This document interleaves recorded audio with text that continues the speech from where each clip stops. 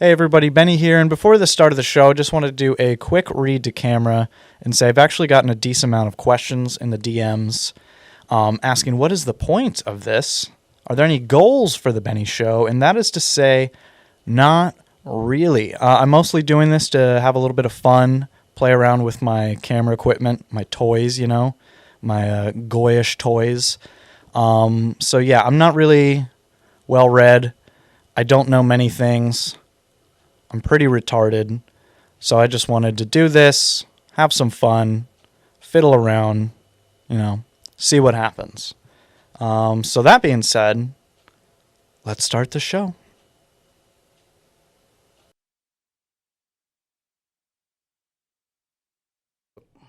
Hello, everybody. Welcome to the Benny Show.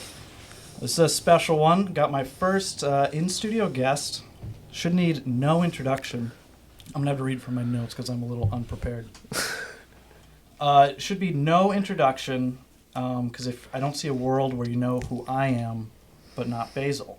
But I'll continue with one anyways by kind of repeating what I said in the announcement post for this show. By saying Basil's what I'd consider a little bit of a Vegemite figure in the scene, most either hating or preaching the tune of Basil was right again. Not to Tucker Carlson a little bit, but why is that?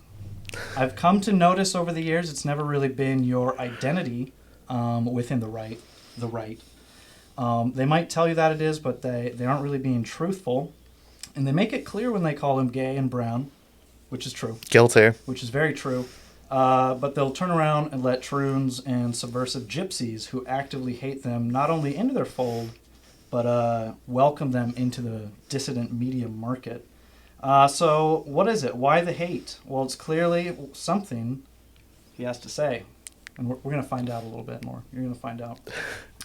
I think it's a trite, boomerish thing to say that the Democrats are the real racists, but it's true to the extent that they show you could have drastically different views on foreign policy, tax policy, freedom of speech issues, censorship, and even gun rights, as the Hicklibs are showing us a little bit.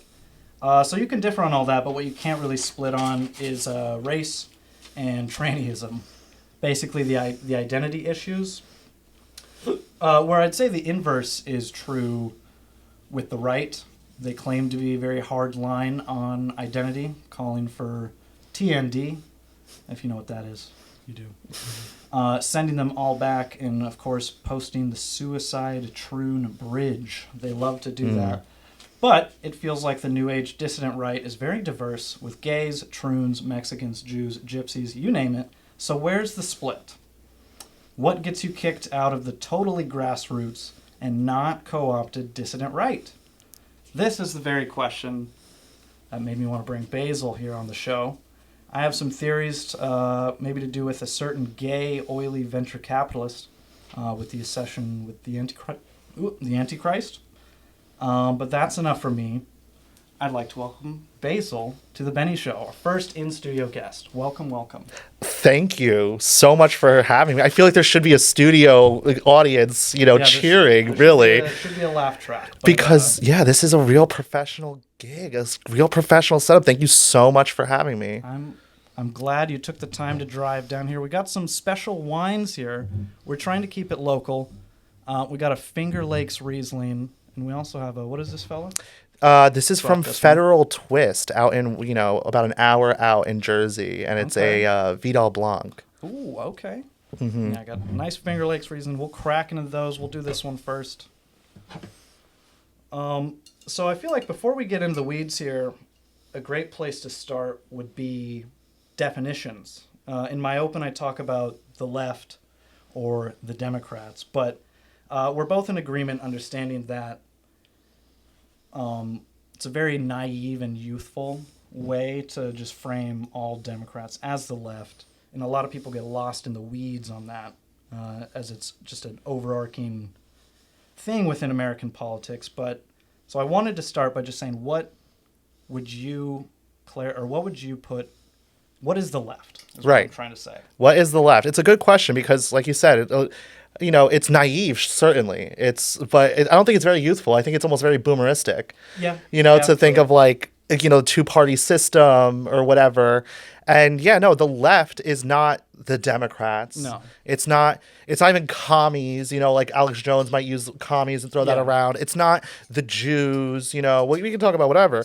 But what the left is a political coalition, right? And like every political coalition has its constituent parts. It has its funding, right? The left is a coalition between the tech, defense, pharma, and finance industries, and they fund and support the livelihoods of professional managerial class people all across the country in the cities mostly. We love those PMCs around We here. love them.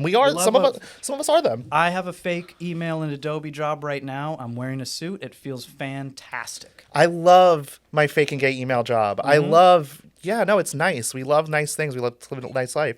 But it's those industries funding those people in coalition with, and here's a buzzword for you, lumpen proletariat elements. Which you say a lot, but I wanted to, is that basically vagrants and criminals? Yeah, non-productive. So a proletariat would be the productive sector of society, working class. The lumpen proletariat are, pimps, whores, druggies, migrants.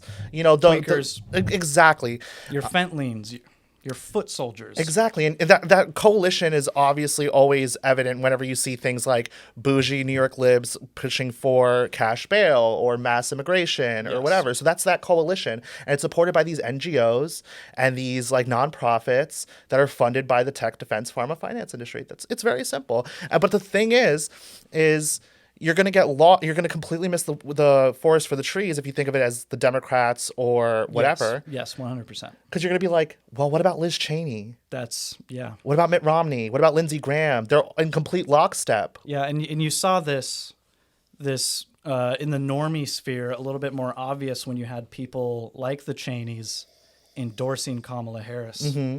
And like that was, I feel like, a flashpoint for a lot of people who consider themselves left at the point where they're like, oh, we're on the same side as the Cheneys, the Bushes, the tech, defense, pharma, industrial machine that keeps rolling through.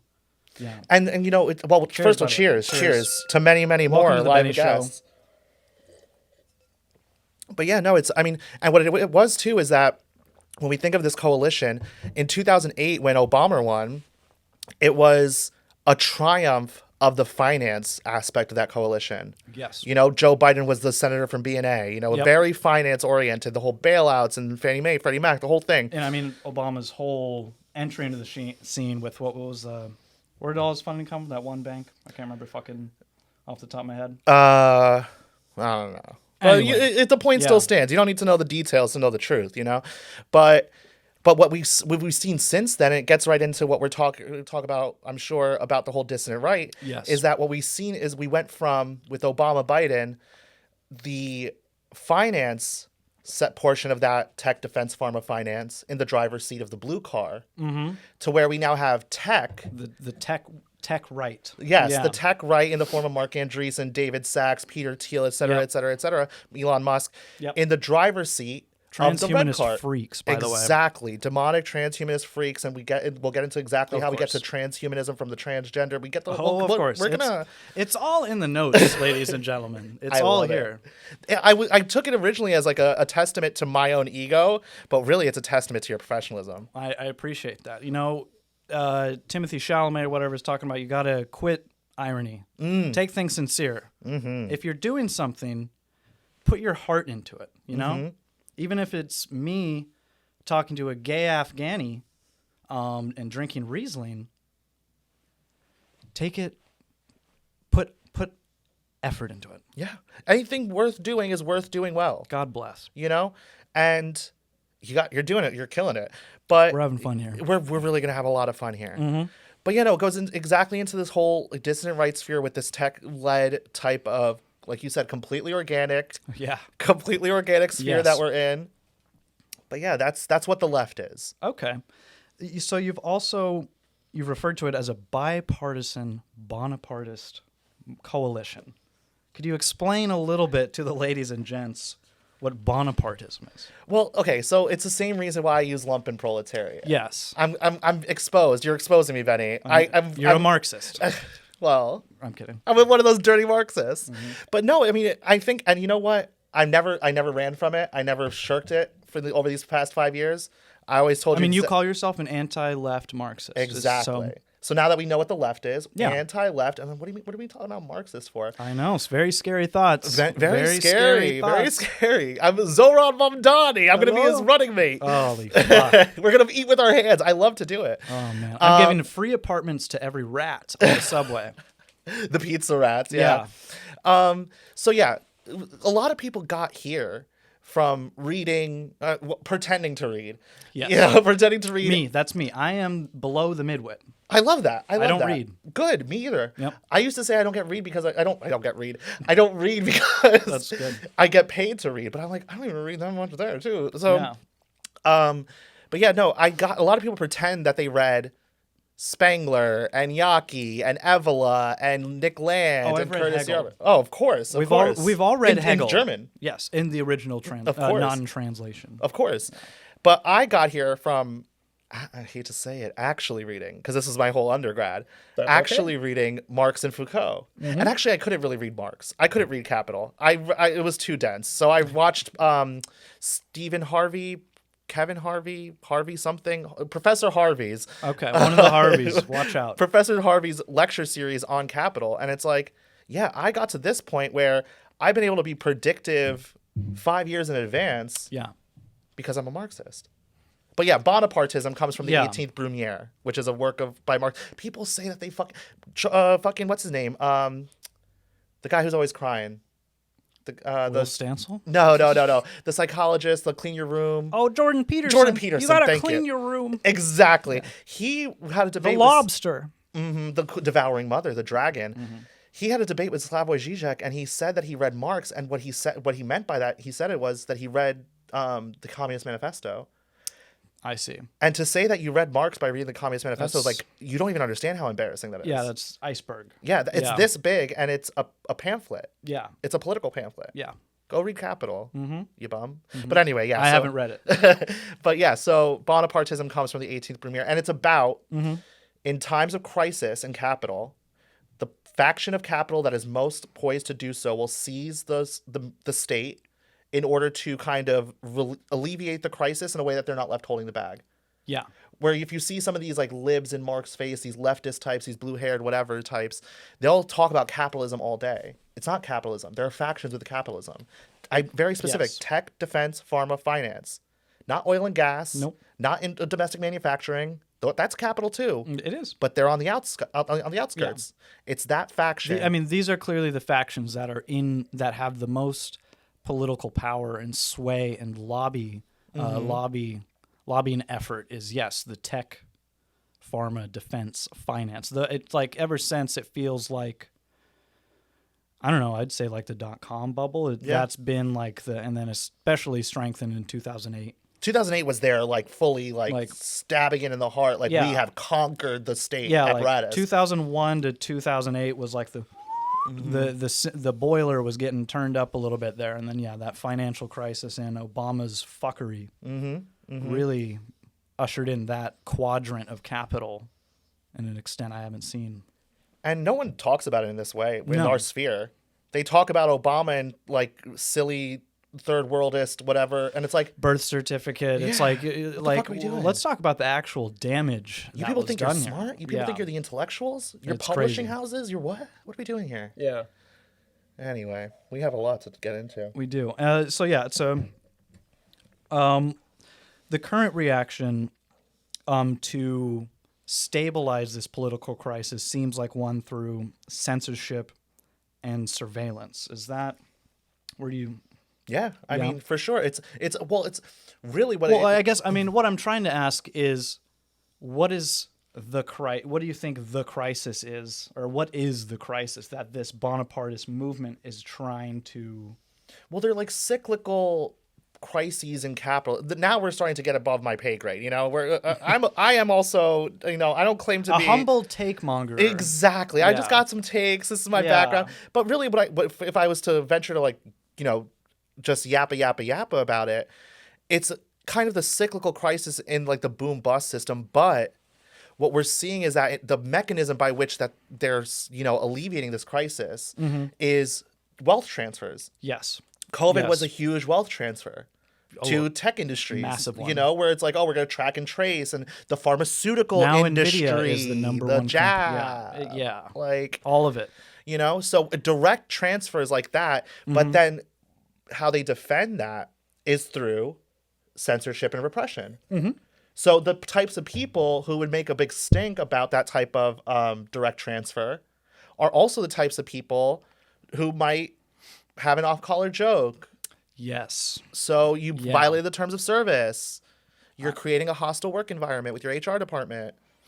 Yeah, and you talk about this because, you know, the enforcing of Title IX in HR departments is like these grounds of censorship get weaseled in. And I guess this is more related to what I want to talk about later with the TQ and why the TQ is so important. Actually, you know, I feel like we should just get to that now because it is rather important. And I mean, feel like, it's a big, whenever we get to it, it's going to be a big chunk. yes, and we're going to jump around here. These notes are not in order, don't worry.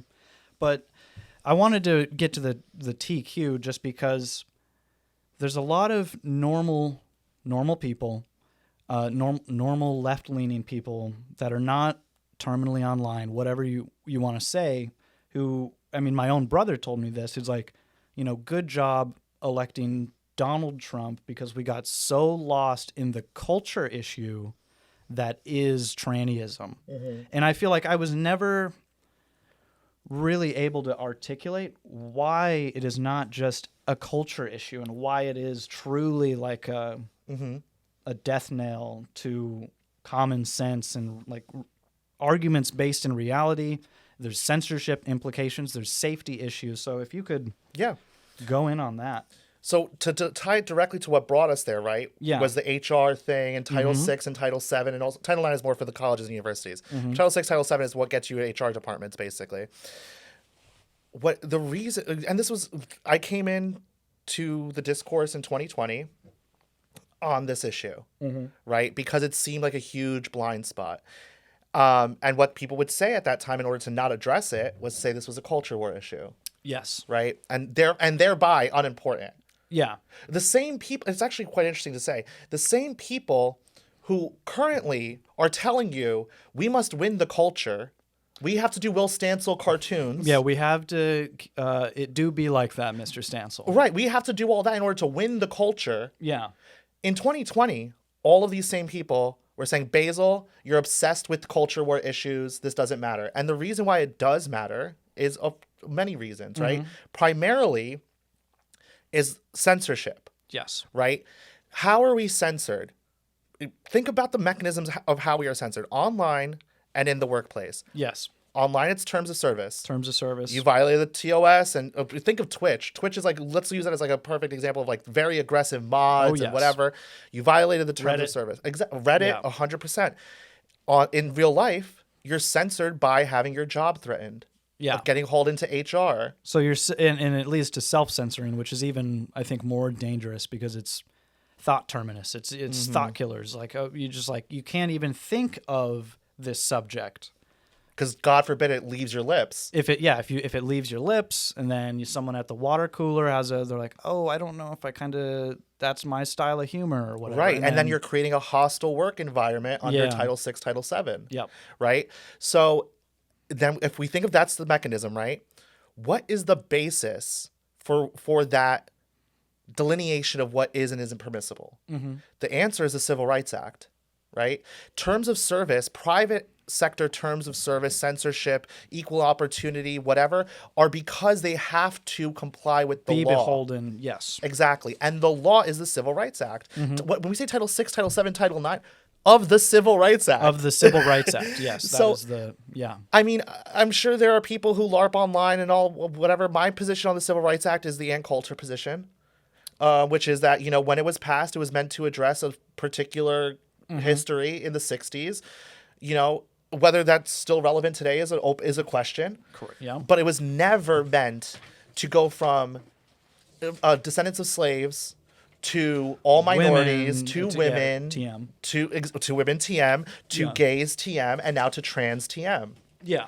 And now that's where we get to the trans thing. Yes. Because the current today, expansion of the Civil Rights Act, and therefore the terms of service online and all of these other things, is the trans question. Yes, and there was this switch after Obergefell, the same-sex decision, from sexual identity to gender identity, because they, I believe you were saying like, the fight was won. Yeah, like Obergefell is the final death knell. Yeah, like you can't. So it's like, what else could you go next to create the next privileged class? Exactly, and that whole apparatus that I described when I was like, "What is the left?" Yeah, of these NGOs, the Human Rights Campaign, GLAAD, whatever. Yes. That is that NGO matrix that's funded by tech defense pharma finance that these PMCs work at, right? So if those things, Human Rights Campaign, GLAAD, whatever, in Obergefell lose their raison d'etre in one sweep, those jobs still need, those paychecks still need to be had. Yeah, you need a new raison d'etre. Exactly. Yeah, like I believe I have it here. Critiquing the excesses, reifying the premises. Sorry, I can't read. I said it in my intro, where there is this like, the left has like this self-fulfilling like, oh, we need to create this sector, and then as soon as this sector's gone, what is the next underprivileged thing that to keep those? What does Steve Bannon call them? Those dockets or whatever. Keep those things loaded with bodies. Keep these institutions staffed, because without protected classes, you don't have foot soldiers. You don't have the foot soldiers. It's the material basis for opting into. I, as a brown gay man, can opt into. I do this fucking bullshit at great personal cost. Yeah. There's no reason for me to not trade on my race and my sexual identity in order to advance myself, or at the very least protect myself. Yeah. But on the quite the opposite, I say this online in order to give other people who are so inclined to anti-leftism, because like me, they refuse to take the jab or whatever it may be. And to a degree, you can get away with it. Right. Yeah. And to allow me to use those sexual These and racial identities as swords and shields. Exactly. But instead, what I get for that is I get doxxed and my job emailed, and fallacious complaints to the Bar Association. That we might get into that, but I'm sure. And so I wanted to talk more on the TQ, of course, and the it's all one thing way of thinking, because it is all related. These trans issues. They're not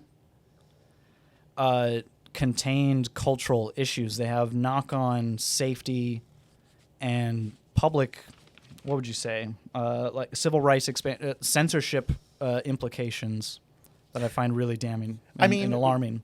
For the trans question stuff, right? They love to say, Basil, you're obsessed with culture war. I'm sorry.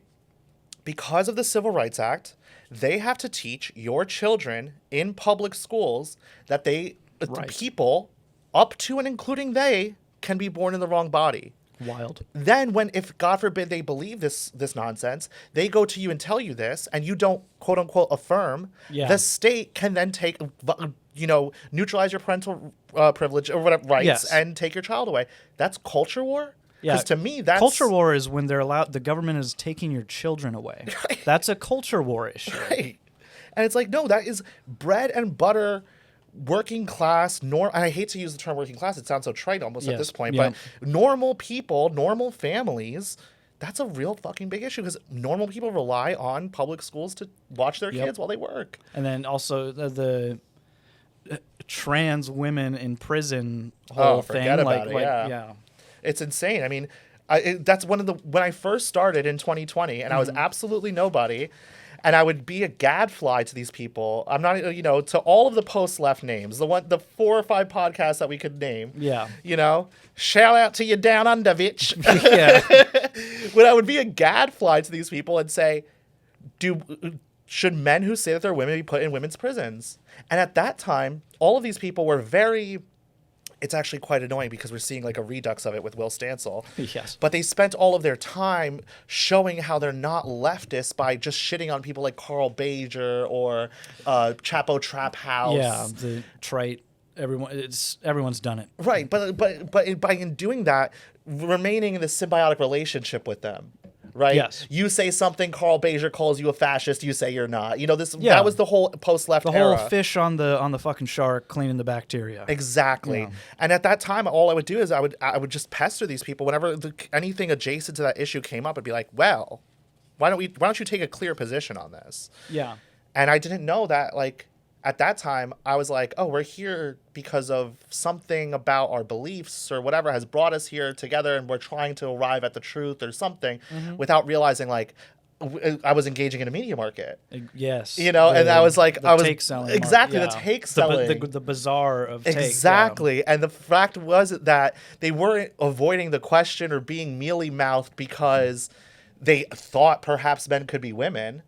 It's because so-and-so has a trans friend, and so-and-so is very popular, and so-and-so might get me into that group chat, but not if I take a position and say about their trans friend. Yeah. So, but really, and this goes to what I'm sure we'll talk about too, where it's like, the way that kind of dissonance resolved itself was for these people to then make it about me. Yes. You know? It wasn't just, oh, Basil is, you know, banging on that drum again. It became, watch out about Basil. You know, dangerous Basil. Yeah. And so, but that's why, I mean, because at that time, it really was a dividing line issue. It still is. But it's funny, as so many of us have made that transition from, you know, 2018 to 2021 post-left to dissident right pipeline, how it still comes up. Yeah, we were just talking in the pre-show, as we say around these parts, how it seems like almost everyone I talk to on the right is a former Bernie bro. And like, so there is this capture of this post-left crowd.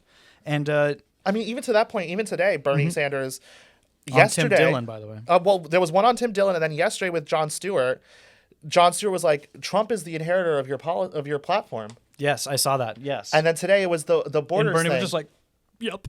Bernie bro to Trump voters are vindicated. Vindicated once again. We carry the zeitgeist, the anima of the populace, American populace. The populist movement is really, signified in early Bernie and Trump voters. And they're not Will Stancil A-logs. They're not they're not T&D people. No. They're people like us. Yes. More, and the T&D people are funny because, as we'll get to later, is they're co-opted in ways that are so hypocritical. It's hilarious. But keeping on one more category. Nope. They're not ironic, detached caucus immigrants in New York either. Yes. You know, they're not that either. Yeah. Those two things we'll get to are two wings of the same bird. Of course. But again, they're not that. They're normal people who are able to see this and not, you know, get lost in the sauce.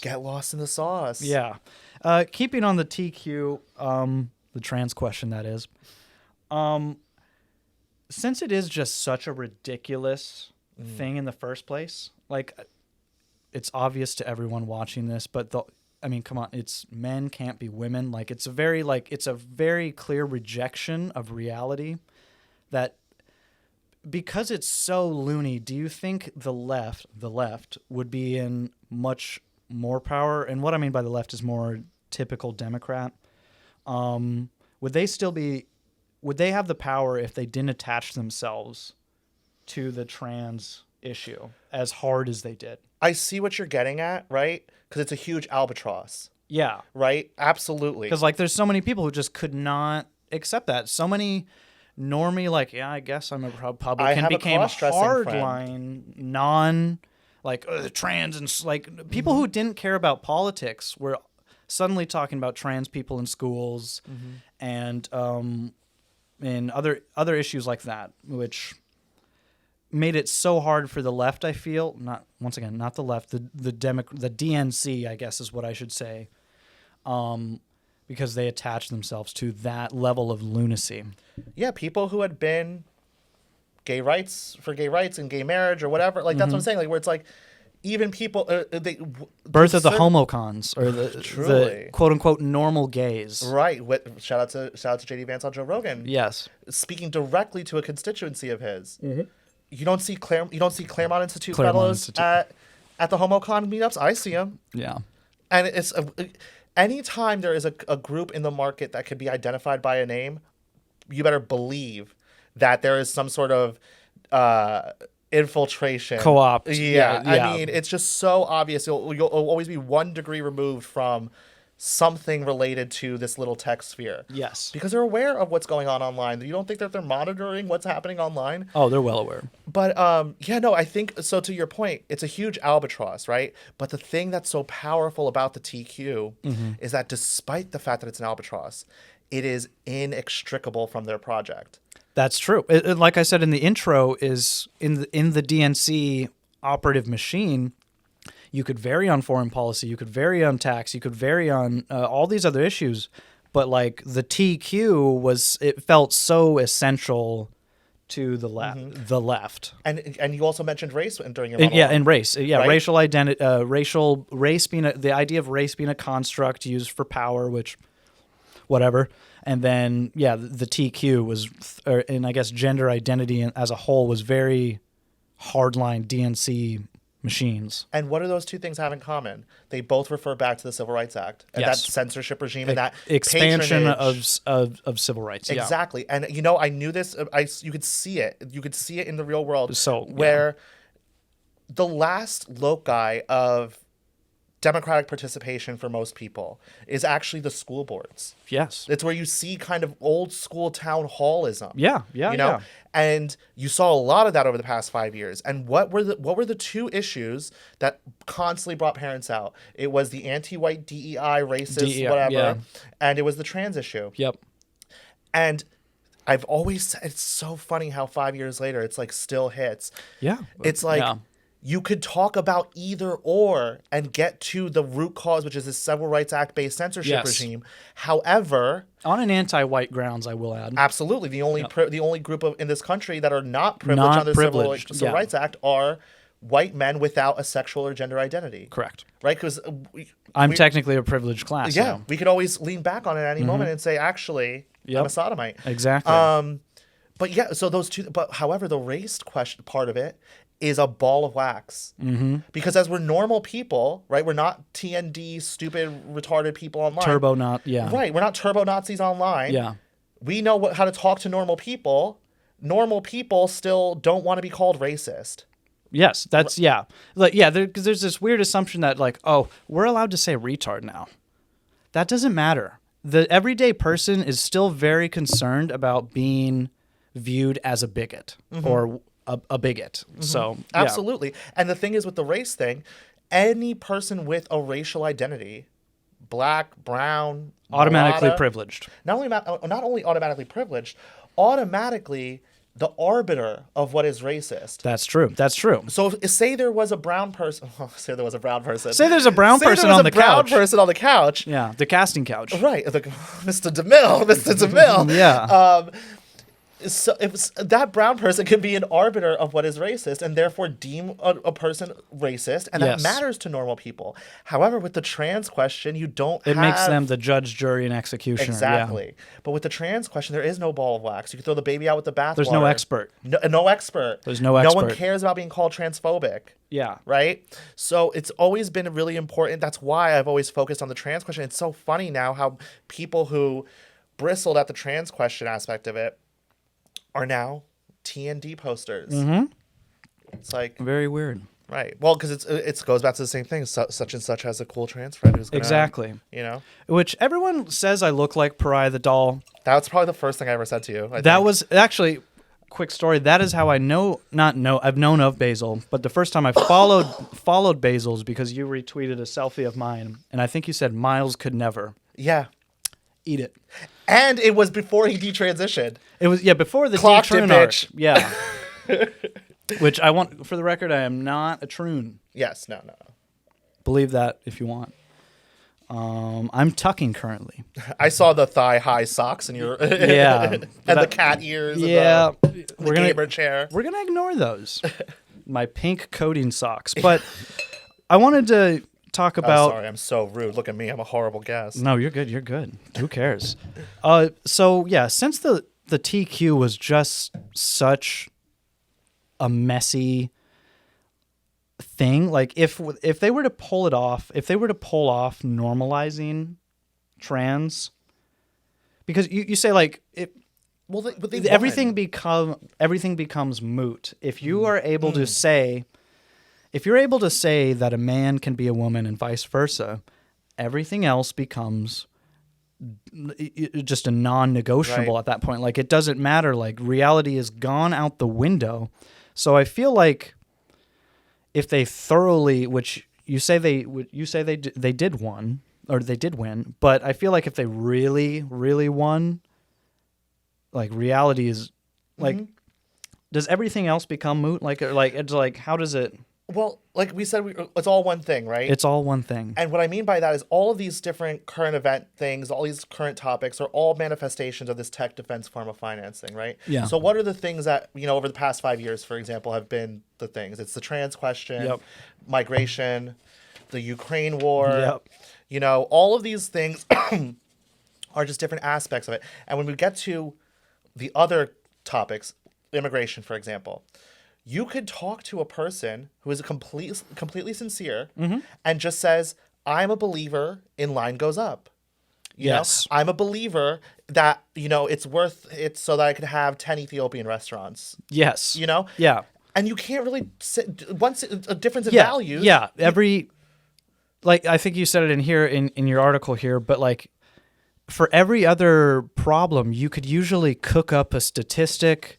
You could point to some weird metric that says this is actually good. Right. But with the TQ, it's such a rejection of reality that like we were saying, there's no expert. Like, there's no one to say like, yes, this can happen. Like, well, the experts in this case are the American Medical Association, the American Psychiatric Association, right? But to your point, or to the point, well, yeah. is that if the power, this is how I always phrase it, if the powers that be can make you say out of your own mouth that Charlotte Clymar, I was going to be a bitch, but Charlotte Clymar is a woman, right?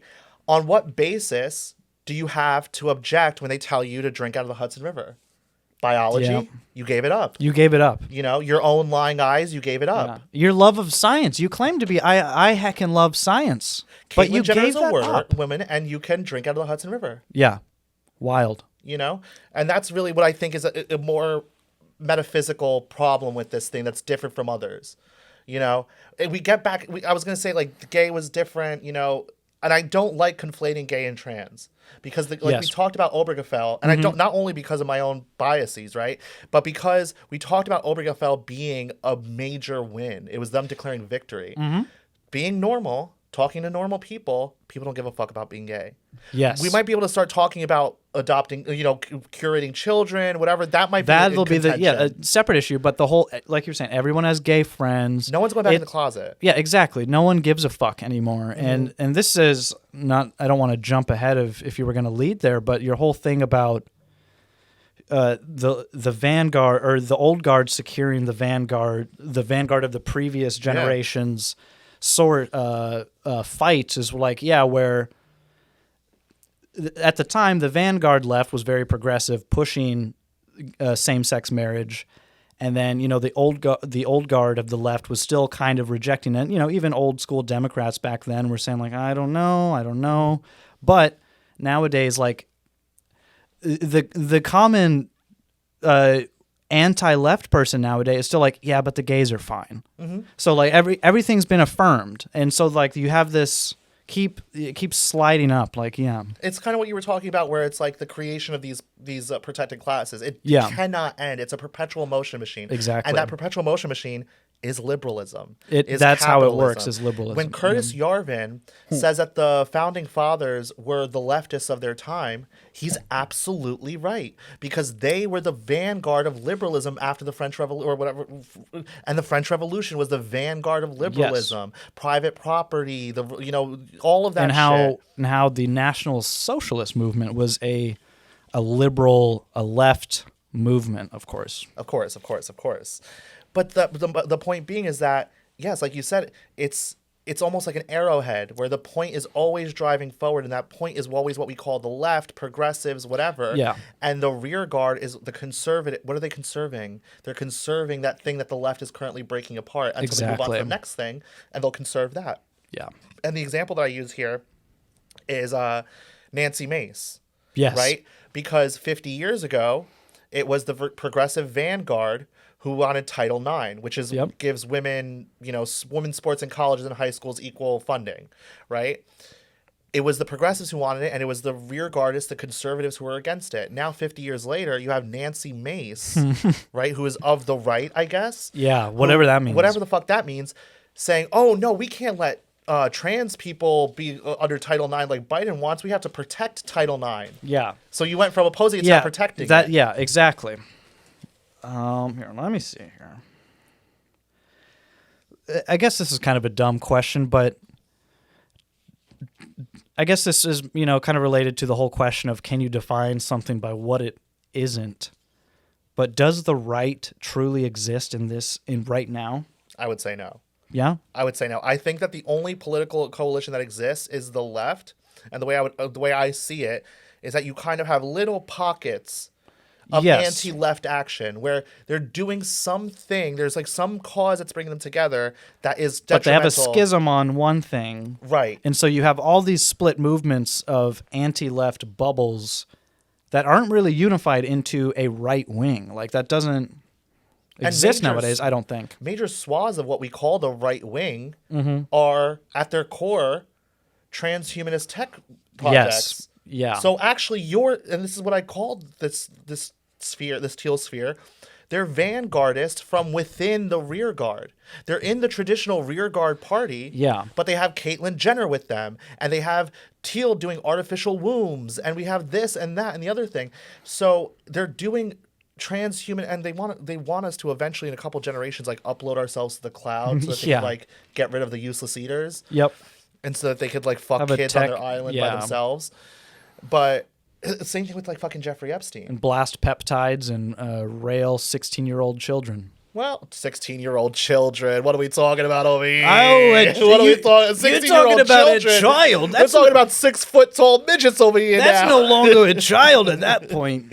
But that's a whole ass man. It goes to the whole Epstein thing, right? Because when that was popping off, and gets to the point, right, where it's like, you're offloading your thinking to these people who have an ulterior motive to get you thinking a certain way. They view you as a burden. Yeah, you're a pay pig. Either a burden or a resource. Or a retard. Exactly. Yeah. So when that Epstein thing was happening, right, we had the obviously correct, line of inquiry about Mossad and blackmail and, all of that stuff, the proper line of inquiry. But then, of course, you had, the sphere of people who are funded by and supportive of defense contractors who have many defense contracts that run through Israel, saying, no, actually, this is about woke scoldism and the morality of fucking a 14-year-old and all your minis and woke scolds and school marms. Really, bitch, what we should be talking about, besides the Mossad thing, is what Epstein was doing in the Southwest with his fucking clones in Albuquerque. And shit. Yeah. But you don't want to talk about that. No one wants to take the transhumanist demonic angle here. I wonder why. I wonder why you want us to be in this bifurcated false binary between... Yeah, all of these people on the so-called right that are really pushing, like really want truth about the Epstein files and all that. They don't want to talk about the whole him having clones and printing babies and weird shit in New Mexico. They don't want to do that. No. And it's all because there might be on the teat of someone else that also loves this transhumanist type of thinking. Right. Yeah. And I feel like that's a good as point as ever to jump to the Theil Patronage Network, or what you call Bronze Age Bari Weissism, I believe. Or they're at least adjacent, So, I mean, this includes groups as Passover Press, Claremont Institute, Manhattan Institute, Bronze Age Pervert, Curtis Yarvin, Free Press, Sovereign House, Dime Square, Red Scare, all this bullshit, all this dissident right media market that really loves J.D. Vance. They tell you TND, but they love J.D. Vance and his brown wife. And his connections to Peter Thiel and Palantir. But Basil is brown. Don't listen to him. Basil's brown. Yeah, Basil's brown, but we love J.D. Vance. And even though if the policies were enacted, his wife would have to go back. Basil's gay, but we love I Am 1776. Yes, yeah. Where Ben Braddock, we're mutuals. I love you, but you are gay. I mean, I wasn't gonna say. Well, I'm not only gonna say Ben, also Benjamin Roberts. Yeah. I mean, come on, girl. We know we clock your tea, girl. But I don't care. I don't care that you're gay. That's the point. Fuck. That's the point. I don't care. I don't care who you fuck, so long as you don't use who you fuck to run cover for the left. Exactly. Or use it a cudgel against others. Right. Yeah. Exactly. Where, I'll give you a perfect example. I was in a Patrick Casey space, of course, part of this broader network, and somebody came onto the space and was giving me my flowers, truly, was talking about, and it was funny because it was for the race play take. Oh, yeah. It was like all about, it's all about like sexualized racial projection and blah, blah, blah. You guys should really follow Basil, et cetera, et cetera, et cetera. I was like, wow. If they're going to be glazing me on the stage, flattering, yeah. Let me hit request. Yeah. And of course, Patrick Casey's like, oh, I see Basil's requested, but, I used to see his beard and think that he was an Orthodox Christian, but I heard his voice and I realized that wasn't the case. Habibi. Right. And it's like, of course, insinuating that he can't have me on the stage because I'm gay. Yeah. But I'm like, bitch, you're with Ben Braddock. Bitch, when you were in Identity Europa, you were running cover for what's his face in Florida's sucking fucks. What are we talking about here, girl? Like, be fucking for real. But then they turn. It's so easy. What's that crack addict, by the way? Guy with always look coked out. Quote unquote homocon, normal gay. I mean, it doesn't really just. Anyway, yeah, from Florida, always looks coked out. Tough Talk Ty. That's him. That's the one. That's the one. Tough Talk Ty. Shout out to you. Shout out to you, girl. Shout out to you, no limits taboo perverts. Check into rehab. Girl, when you told that story, he was sat up in his car and told the story of him getting touched on. And I was like, boy. Girl, you are signaling. Oh, girl. Boy. Yeah. I know you like the back of my hand, girl. Oh, fuck. Yeah, we've all been there. I mean, listen, I'm one of the few. I mean, whatever. I'm not going to get into it. I was going to say, I'm not one of the few that haven't. Yeah, yeah. I was too more on fat. that in episode 5 of The Benni Show. Yeah. And so, yeah, going back to the Theil Patronage Network and the Bronze Age Bari Weissism, is it intentionally widespread to catch as many people from the post-left movement, do you think? Because, I mean, going down the list of Passover Press, what are they actually? Passage Press.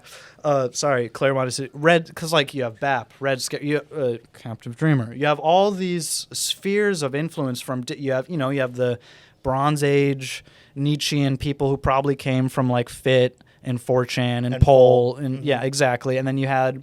your disaffected Bernie bros that went to Red Scare and shit like that. So was it like this in nature? Was it, or did it, basically, is it organic? Oh, well, no. I mean, let's be fucking for real. If I'm asking the question. Yeah, let's be fucking for real. Yeah. But I think it was absolutely deliberate. And if we just we take a sense of the timeline, right? Mm-hmm. What we had was Charlottesville. We had the alt-right. Nuked it.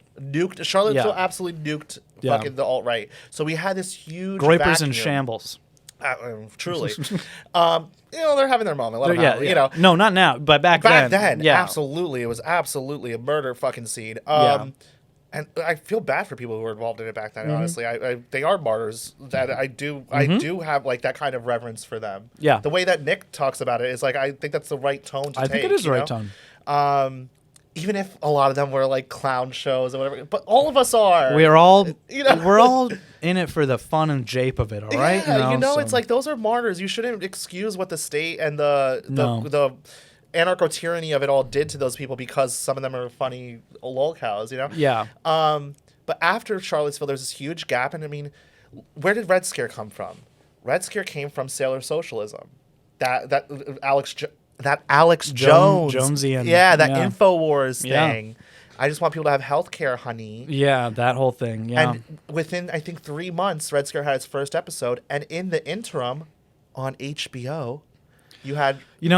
Succession was a great show. I never saw it. Still haven't seen it. I'm a hater. Yeah, that's okay. It's funny. I watched the show, and I didn't know till after the fact. That's funny. Because I watched the show before I was kind of aware of what... I mean, I knew who Red Scare was, but I didn't really give a fuck. The only episode of Red Scare I've seen is with Charles from MDE, Charles Carroll. That's the only one I've listened to, and that's because I love that guy so much. But... Anyway, I listened fairly regularly up until I know the exact episode I stopped listening. Yeah. Was FT Eminem. Don't even know who that is. It was about transness. It was because they had a female FTM. Was this around the same time when they Amy and all that came out with the movie? That what's it called? It was before this. It was Okay. before that, yeah. Okay. Because I remember being on a plane from Los Angeles back and listening to it and them talking about the trans question, basically. At this point, I had been a gadfly for like a year. Yeah. They knew who I was. So it was like hearing the way that they talked about it in such a way that I was like only critiquing the excesses and reifying the premises, not pulling it out from the root and stem. I was like, you're never going to do it. I didn't know why at that point, but I was like, you're never going to do it, and I'm checking out of this. Yeah. But so yeah, in that vacuum of Charlottesville. Oh, and real quick, because the TQ, you often say, and I agree, you have to just root and stem. Mm-hmm. You can't give an inch on this. Right. So if you're like, well, I don't know, my trans friend, like they're cool, like it's over. Right. And you've given in. But I want to be very at least in my opinion. I want to be very nuanced here, because you could do that. But what they'll frame you as, they'll say, "Oh, you're an unsophisticated, you're provincial, you're not cosmopolitan, you're what," and that's not. No, you don't have to do that. You don't get the Velvet Underground. You don't get the Hubert Selby novel. The air of there's a little bit. Trunnyism is actually higher taste, right? If done correctly, which is gonna catch me a lot of flack. But if you're thinking of like a Hubert Selby novel level of troon, there's a difference. There's a difference. Well, I always love when normal men, whatever, partake in the trannies, because it's like it signals sexual openness in a way that like I find very titillating. But the point being is that shout out to Man Amy, shout out to Basic Chanel. Shouts out. You used to follow me. Well, you should come on. Follow me back. But the point being is that I could stand 10 toes down in front of Amy and say, Amy, girl, she, her, all this shit. But be able to publicly say with my whole chest, men can't be women. Yes. And the law shouldn't recognize something called gender identity, and we shouldn't be able to like change our sexes in law, et cetera, et cetera, et cetera. Yeah. It's not about being interpersonally mean to the cross-dressers in our lives, you know? And this is what they tried to make it seem, as though I was like some sort of like spastic, autistic. Yeah. You can't be friends with that tranny. You know, it's like, no. I mean, like we were saying, it's like, we don't give a shit if you're gay. It's just, don't use that as a cudgel, or like, don't use that as the reason to discount my opinion or Basil's opinion, because when you know that isn't reality, because like you're gay yourself, and like you clearly don't care. Like, and I don't care if you have a trans friend, so long as you don't use your trans friend as like this rhetorical battering ram or human shield to say, whoa, well, as I'm a not narrative device. Right. Yeah. My cool trans friend TM. Yeah. You know, in order to like avoid taking a clear position on the trans question. It's like, my cool trans friend is actually cool because when I say that her license should say M, she doesn't freak out. Yeah, Your cool trans friend will fucking kill himself. Yeah.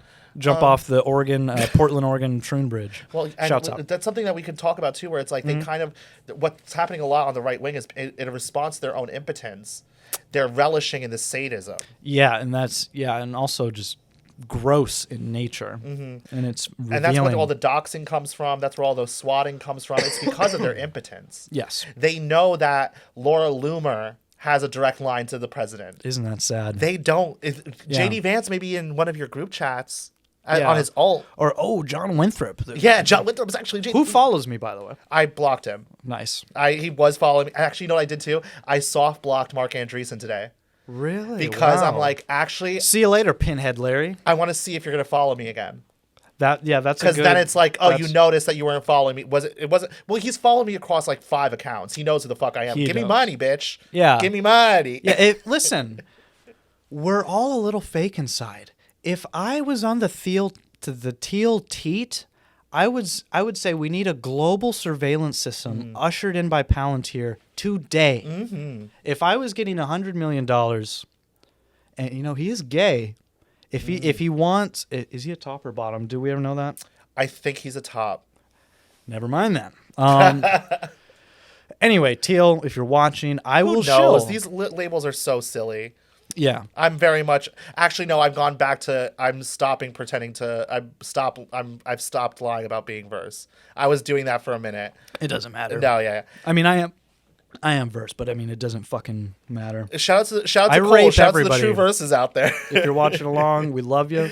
But yeah, no, I've said it all the time where it's like the best part of all of this, what this really is media market literacy. Media market literacy. It's We love that. understanding what Twitter is. Yep. And this teal sphere Understanding the take sellers. Exactly. And who This is funding these sellers. Exactly.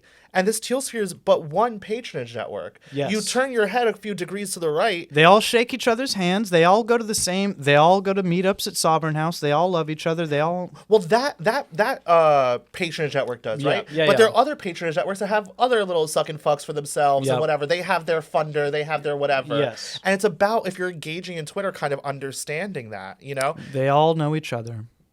They're all workshopping this. Well, that's how the group chats work. Mm-hmm, exactly. And I feel bad at this point, if you're getting on Twitter in 2025, Oh boy. you're kind of late to the game. Yeah. I feel like I was late to the game in 2020. Well, I know. I was a lurker in like 2018, 2019. Yeah, I had my account I created in 2017, and it was mostly to follow along with Counter-Strike esports and Bitcoin. And then I started posting in like 23. I have a random account that I can't get access to that I made in like 2012 because we had a project in one of my classes in college that we had to like make a website, make a Twitter or whatever, and I couldn't think of anything to do, and I was just like, oh, I'm just gonna make like a begging celebrity. It was very much like the era of like Ellen paying for college. Oh, I see. So I was just like, Look under pay the my seat. tuition. Yeah. They're going to And bless you on the TL. That ended up being very doxy for me 10 years later, which is like, life is a full circle. Damn. Oh, that's brutal. But what can you do? Not much. But yeah, continuing along with the teal patronage network, and I find it funny because, now Bari Weiss at CBS, I don't remember her title, but head of Zionism is what I'm going to fucking call it. Yeah, I was gonna say a slur. I should thank goodness I caught myself. Yeah, it's okay. But, this is my account, not yours. So, but to bring up a point where it's like I call it Bronze Age Bari Weiss. Yes, Bronze Age Bari Weissism. Yeah, and people get confused a little bit about that because they're like, "Oh, you think Bari Weiss is like in this sphere?" I'm like, first of all, she kind of is. Actually, because the Free Press. Free Press, the links are there. Yeah, it's not... they sponsor the what is feminism over debate with Grimes and Anna Kachin. Oh, yep. She's always up with Anna. I completely forgot about that.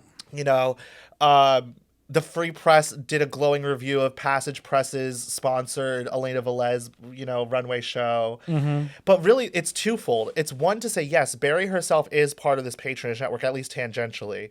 But further, it's to make a point about when you strip it of its aesthetics, if you strip it away of its Bronze Age vitalist aesthetics, if you look at the lines that they'll police in the discourse, completely indistinguishable. Look at October 7th. Yeah. There is no reason why you would, as Costin, as BAP, Costin would have to jump. I hate using their stage names once we've been like bitches to each other. Yeah, it's like, bitch. Once the cats have gone truly, it's alleyway. Like you're like Charlie, you're Costin, you're Jonathan. Listen to your Martin sisters. Yeah, listen here, Jeff. Once you strip it all of it, there's no reason why Costin or BAP or whatever has to police the line post October 7th that what Hamas did wasn't Bronze Age. Because if you don't. It's out of the sphere of what he would normally talk about, I feel. I mean, not really, but you know what I mean? Like, you don't need to have an opinion on that. Well, regardless, it's your brand. Yeah. Right? So the fact that people are calling this or that Bronze Age shouldn't really matter unless it's affecting the value proposition of the brand. Exactly. And to call Hamas Bronze Age does affect the value proposition of the brand, but we wouldn't have been able to know it in such a way prior to October. Many people speculated, obviously, because he was doxxed before. Yeah, October 7th was a great. That was it. It was an eye opener for many people. Yeah, people who you thought were with it were just like condemning that. I mean, it's funny I say condemn as like, why are you condemning people taking hang gliders into a rave and bombing them? Like, obviously, you should probably condemn that. But you know what what I'm getting at. Making a big point of like, this is not Bronze Age. This is third world. Third worldist. Yes. Yeah. N-wordism. Yeah. And Nissan Altima driver. Right. And yeah, it wasn't necessary unless you understand that the people who fund these people. And this is an important point too, that, many of our Groyper friends, don't quite this is get. good. Don't This is quite, good. it's not about a very simple ethno-narcissism. Yes. Peter Thiel is not Jewish, I don't believe. No. This is what I wanted to bring up is a lot of the low IQ anti-Semitism, as we like to talk about. They just assume Peter Thiel is Jewish, and it's because he has contracts through the Mossad and through the IDF and through Israel, the government, that he's a rent seeker for Israel. His software is getting loaned out, and many other things that he's doing, a lot of his tech and PayPal. Don't want to talk about PayPal. Has Israeli DNA integrated into it. So it's not because Peter Thiel might actually be a Russian Jew from da-da-da-da-da. It's not blood and soil on this one. It's literally like he's getting the bag. And it's really that simple. And a lot of these institutions and publications and some of your favorite accounts on here are all adjacent to this Thiel, Andreessen, transhumanists. David Sachs, Elon Musk. I mean, maybe not as much him, but this whole agenda that is tied, Alex Karp, I don't know if I said him, I probably did, tied to this, JD Vance is all tied to this love of Israel behind the scenes. And it's not a love of Israel out of ethno-narcissism, as you say. Yeah, the little hand-rubbing. I like to use the phrase hand-rubbing ethno-narcissism. Exactly. you are all cattle. There's an element to that, of course, because I am on that. We're not discounting the fact that there exists Jewish supremacism and whatever. It is 100. It is real. Very real. Very real. But who's paying who? It's very normy to say follow the money, but at times it's really that simple, guys. Yeah, it's really that simple. Who hangs out with who? Who launders money Who's through fucking who? Who's fucking who? That's Sexlectics. Yes, which I don't think we're going to get into it much this episode, but if you'd come on again. Absolutely, it's all right. Well, I'd love to do a whole episode on Sexlectics because there is a sexual transactional nature to a lot of these relationships where it's like, your opinion on someone would change if you're saying that because you fuck this person. Oh, you got put in Palladium because you fucked Salmaj, whatever his name is. Yes. Okay. And it's not just a right-wing thing. I mean, you see it everywhere. It's every industry. With fashion, with Hollywood, whatever. It's all... There's a sexual... It ties into the Jeffrey Epstein thing, Lex Wessner's of the world, the Victoria's Secret models, and all that shit. It all ties into this... Why the secretary at your job gets all her vacation days approved and you don't. Yeah, why that cute Foyd at the water cooler is getting paid more than you. Why this 21-year-old college graduate twink seems to keep getting promotions. He gets invited to the after party. All of these San Francisco incubator, Y Combinator, whatever the fuck it's called. Weird how they're just getting put up to these levels with dog shit software. Chat GPT app wrappers. Maybe it's because you're at the suck and fucks. Right. You're at the suck and fucks. You're on your knees. And that's not to knock it. Acknowledge it. That's not to knock it. Just acknowledge it. Right. Or not even. I feel like it's asking a lot to ask them to acknowledge it. Maybe, but me, if I'm you acknowledge it or I acknowledge it. Don't try to play in my face, bitch. Yeah, don't play in my face. Don't fight back and say this is not the case here. Right. These are unfounded, and then you just do a smear campaign the other way. You're at the suck and fuck, buddy. I saw you on the Sniffies map, my friend. Stop! I'm so terrified. Perfect example of this whole Bronze Age Barry Weiss sphere, the whole post-left thing is. Shout out to River Page. Yeah, shout out River Page. Let me make is that free press or free is he press now? Yeah. Let me be very clear. Previous Passover it's press. It's been a long time. I've completely. There's no ill will on my part, but I bring him up specifically for this because it's a perfect exemplar of what we're talking about. Which I follow you, by the way. And, River Page, shout out. You know the fuck you I have am, some bitch. good articles. But we both were in that post-left era. He was suckling at the teat of Red Scare through Twink Rev and Perfume Nationalist. I remember the fucking fallout. I remember Rittenhouse, bitch. And you came for me because of Esperanza. Do you even talk to that bitch anymore? Bitch, get your ass in my DMs. Yeah. Anyway. We're all friends here. We're all friends here. Yeah, all still mates, as we say. But as my Welsh lads. To go from that Red Scare orbit to Pirate Wires, which is Mike Solana of Founders Fund. Founders Fund being Peter Thiel's thing. Yeah. You know, Startup Accelerator, whatever the hell. Girl, how are those parties? Oh boy. Girl, you weren't out in Florida. Girl, what are we talking about? What were you doing in West Palm Beach? And then out of nowhere, okay, and then you get picked up by Barry Weiss. Interesting. Don't you see that? Don't you see that? You see the connections. You know, it's Yeah. not to say that you are some, actor or some, major player. But it's And like, some of it can be through merit. We're not entirely discounting these people's talents, but you just have to be dumb to ignore the sexual angle to these things. and even the non-sexual angle. And of course the non-sexual, and to say- the money right. and the sexual implications. Because, girl, of what are these. you writing? You're writing shit that's like straight up leftist. Yes. Sorry, the free press shit is schlock. I liked when you were at the Pirate Wires. He had this one article where he like hooked up with an army guy and he said sand. I think I remember that. And I remember replying to him, being like, "Hey, listen, buddy, I give you permission to just write," because he censored it. Oh, really? And I was like, "You could just write it out." Asterisk. Yeah, G-G-E-R, yeah. So, but yeah, no, what you do now is like, oh, the right is like really being racist online. It's not cool. And it's like, okay, so you're doing leftism. Thank you. You're punching right. Thanks so much. Yeah. And a lot of this infighting. Right. Bullshit. Hitting the wall with my elbow. And it's like, sorry. thanks, cool. Your career got boosted by this Red Scare Pirate Wires to now Free Press just for you to punch right. But that's the reason I brought it up is because like I'm scared to go to the Sucking Fucks because now he lives in New York and I'm like, oh my god. Yeah, you never know who you're gonna run in. Oh my god, I'm terrified. You see that no loads refused with 50 attendees, you probably might run into someone in the Sovereign House sphere, the Passover Press, Free Press.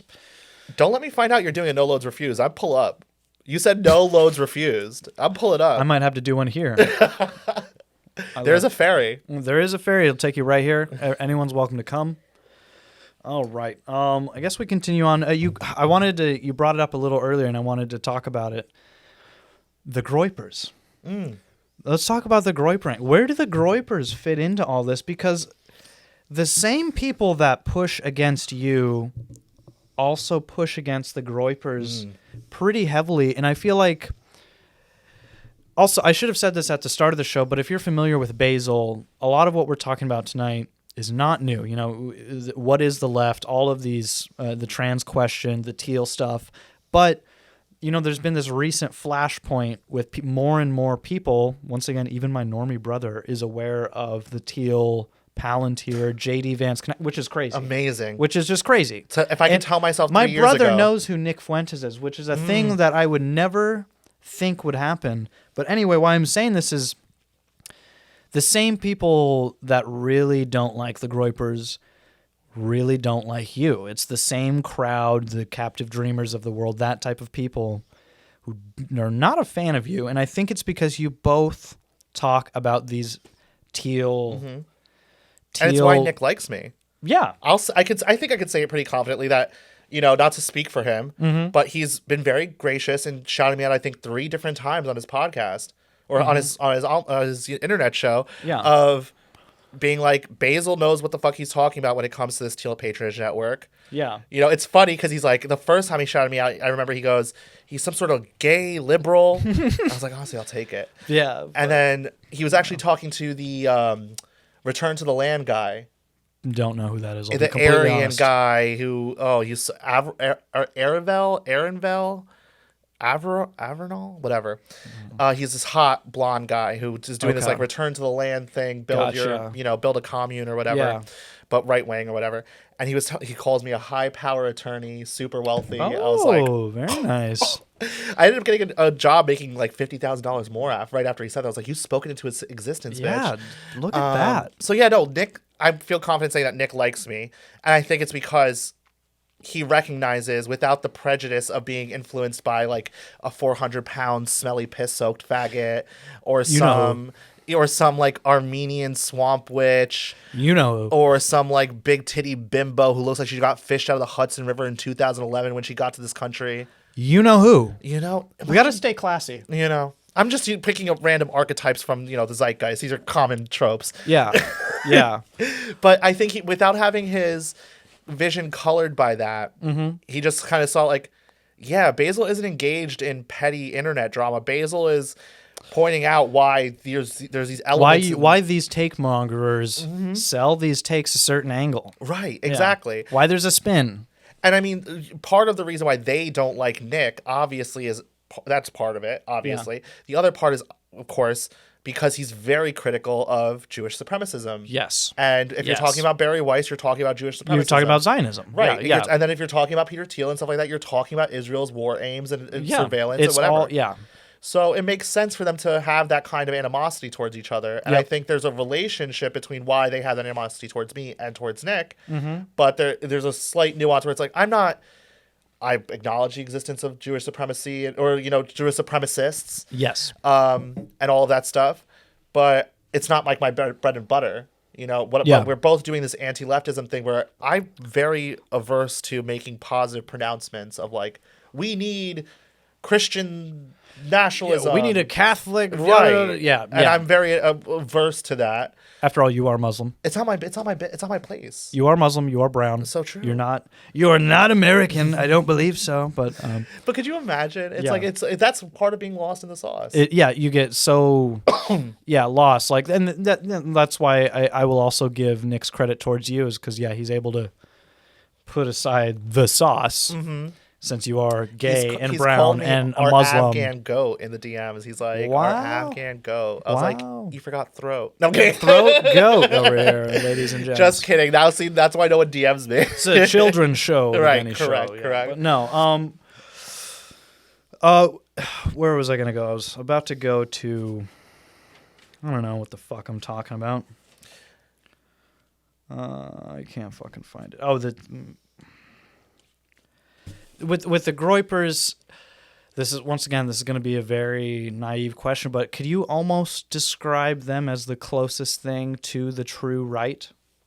A like nationalist, populist, America first, Christian white first. Like, do you think that's the closest, or is this a dumb question? You know what I mean? Like, no, I don't think it's a dumb question, because that's what's happening right now. Is that the dissident right? Yeah. So to speak, because if you're telling me the dissident right is mostly leftists, which I agree with, and I know what you're saying, then what, I feel like the Groypers are due a little bit, just a little bit of credit here. I mean, I don't, because the thing is, if we think about it, taking a step back and thinking of this as a media market and Twitter or whatever, what's happening is you have that teal sphere and you have the America First Groyper, whatever sphere, battling it out for market share. Yes. Of the entertainment space. Your Nielsen ratings. Exactly. If you're a broadcast old school guy, you remember Nielsen ratings. Absolutely. And it's about which podcast you're going to patronize, which, which hat you're going to buy, which magazine you're going to buy, So if we think about it like that, I don't want to throw my hat in the ring and be like, well, listen to one or the other. I don't really, I mean, if you're a Laura Loomer, but this is why. Yeah, Laura Loomer. If anyone's got rare Loomers, send them to me. I love collecting rare Loomer. Oh, Loomer you're a pictures. brave man. You're a brave man. I'd be like, don't send them to me. I don't sleep well. No. But like, my whole shtick about it was, this is the politics for Laura Loomer. If you are a handsome, jacked, successful, right-wing white man, and you're like LARPing as a vitalist online and defending, and LARP as a vitalist, but defending Costin and Passage Press and whatever, be like, they saved my life. I was gonna be a Groyper if it wasn't for them. Stupid. It's like, it breaks my heart. Like, girl, you're doing Laura Loomer's politics, but convinced that you're doing National Socialism or something. Yeah, you think you're a Nazi, but you are literally.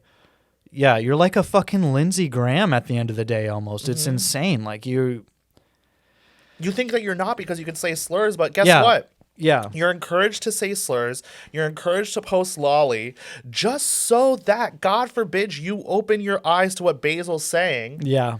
And you actually start to step out of line. Those same motherfuckers will be like, and then they crack the whip, as Nick likes to say. Get back! Don't talk about Israel. Matt Walsh. That's a great clip. If you don't like Nick, by the way, I haven't had the chat open, which I assume is a fucking mess. There's no one there. I hope so. But if there's people there, I assume it's a little bit of a mess. Haven't looked at chat, but even if you're a Nick hater, you have to at least give credit. That clip alone is so good. one, and the one where he's making fun of Jeff. Yeah. The one where he's like, that's Christmas. It's around this little time around Christmas. Like he's that's he dragged you, girl. Yeah, even if you you're never recovered, you Yeah. didn't do the second episode. You had to do the second episode. Yeah, even if you're a Martins, that's the other thing. It's like this might be a recurring. Oh, we're gonna have more of them. Yeah, where's episode 2, Mr. Martin? Where's episode 2? Oh, This is episode 4 of the Benny Show. Fuck you. yes, we You had. lose. Listen, the first episode I ate 4 cheeseburgers and drank wine. The second or third one I talked about Bruce Springsteen. So is it real content? We're not going to know that. But I also disavow my first episode of Bear Bactrian. Real Basil heads will know why, but I disavow my first episode of Bear Bactrian. really, I think it was good. You know which one I'm talking about? Oh, unless this is a deleted one. I'm talking about your 101. Oh, that one. your Oh no, pinned. my 4 seasons of Bear Bactrian. Oh, okay, Yeah. sorry. My oeuvre, Yeah. which now only exists in a Telegram archive. Really? Wow.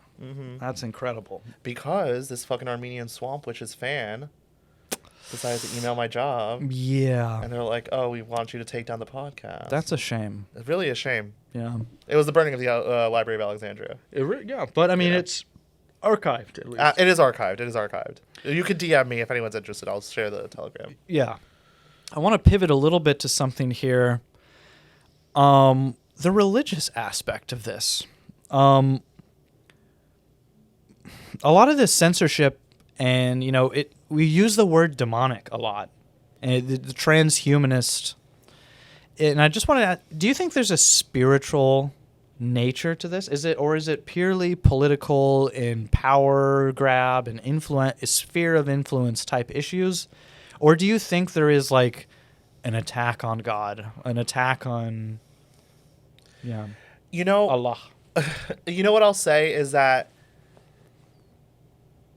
Nietzsche, when he said God is dead, was making a descriptive statement, not a declaratory statement. Yes. Right? So God has been dead. Yeah. In a way, so to speak. Of course, we're I'm still a Muslim, et cetera, et cetera, et cetera.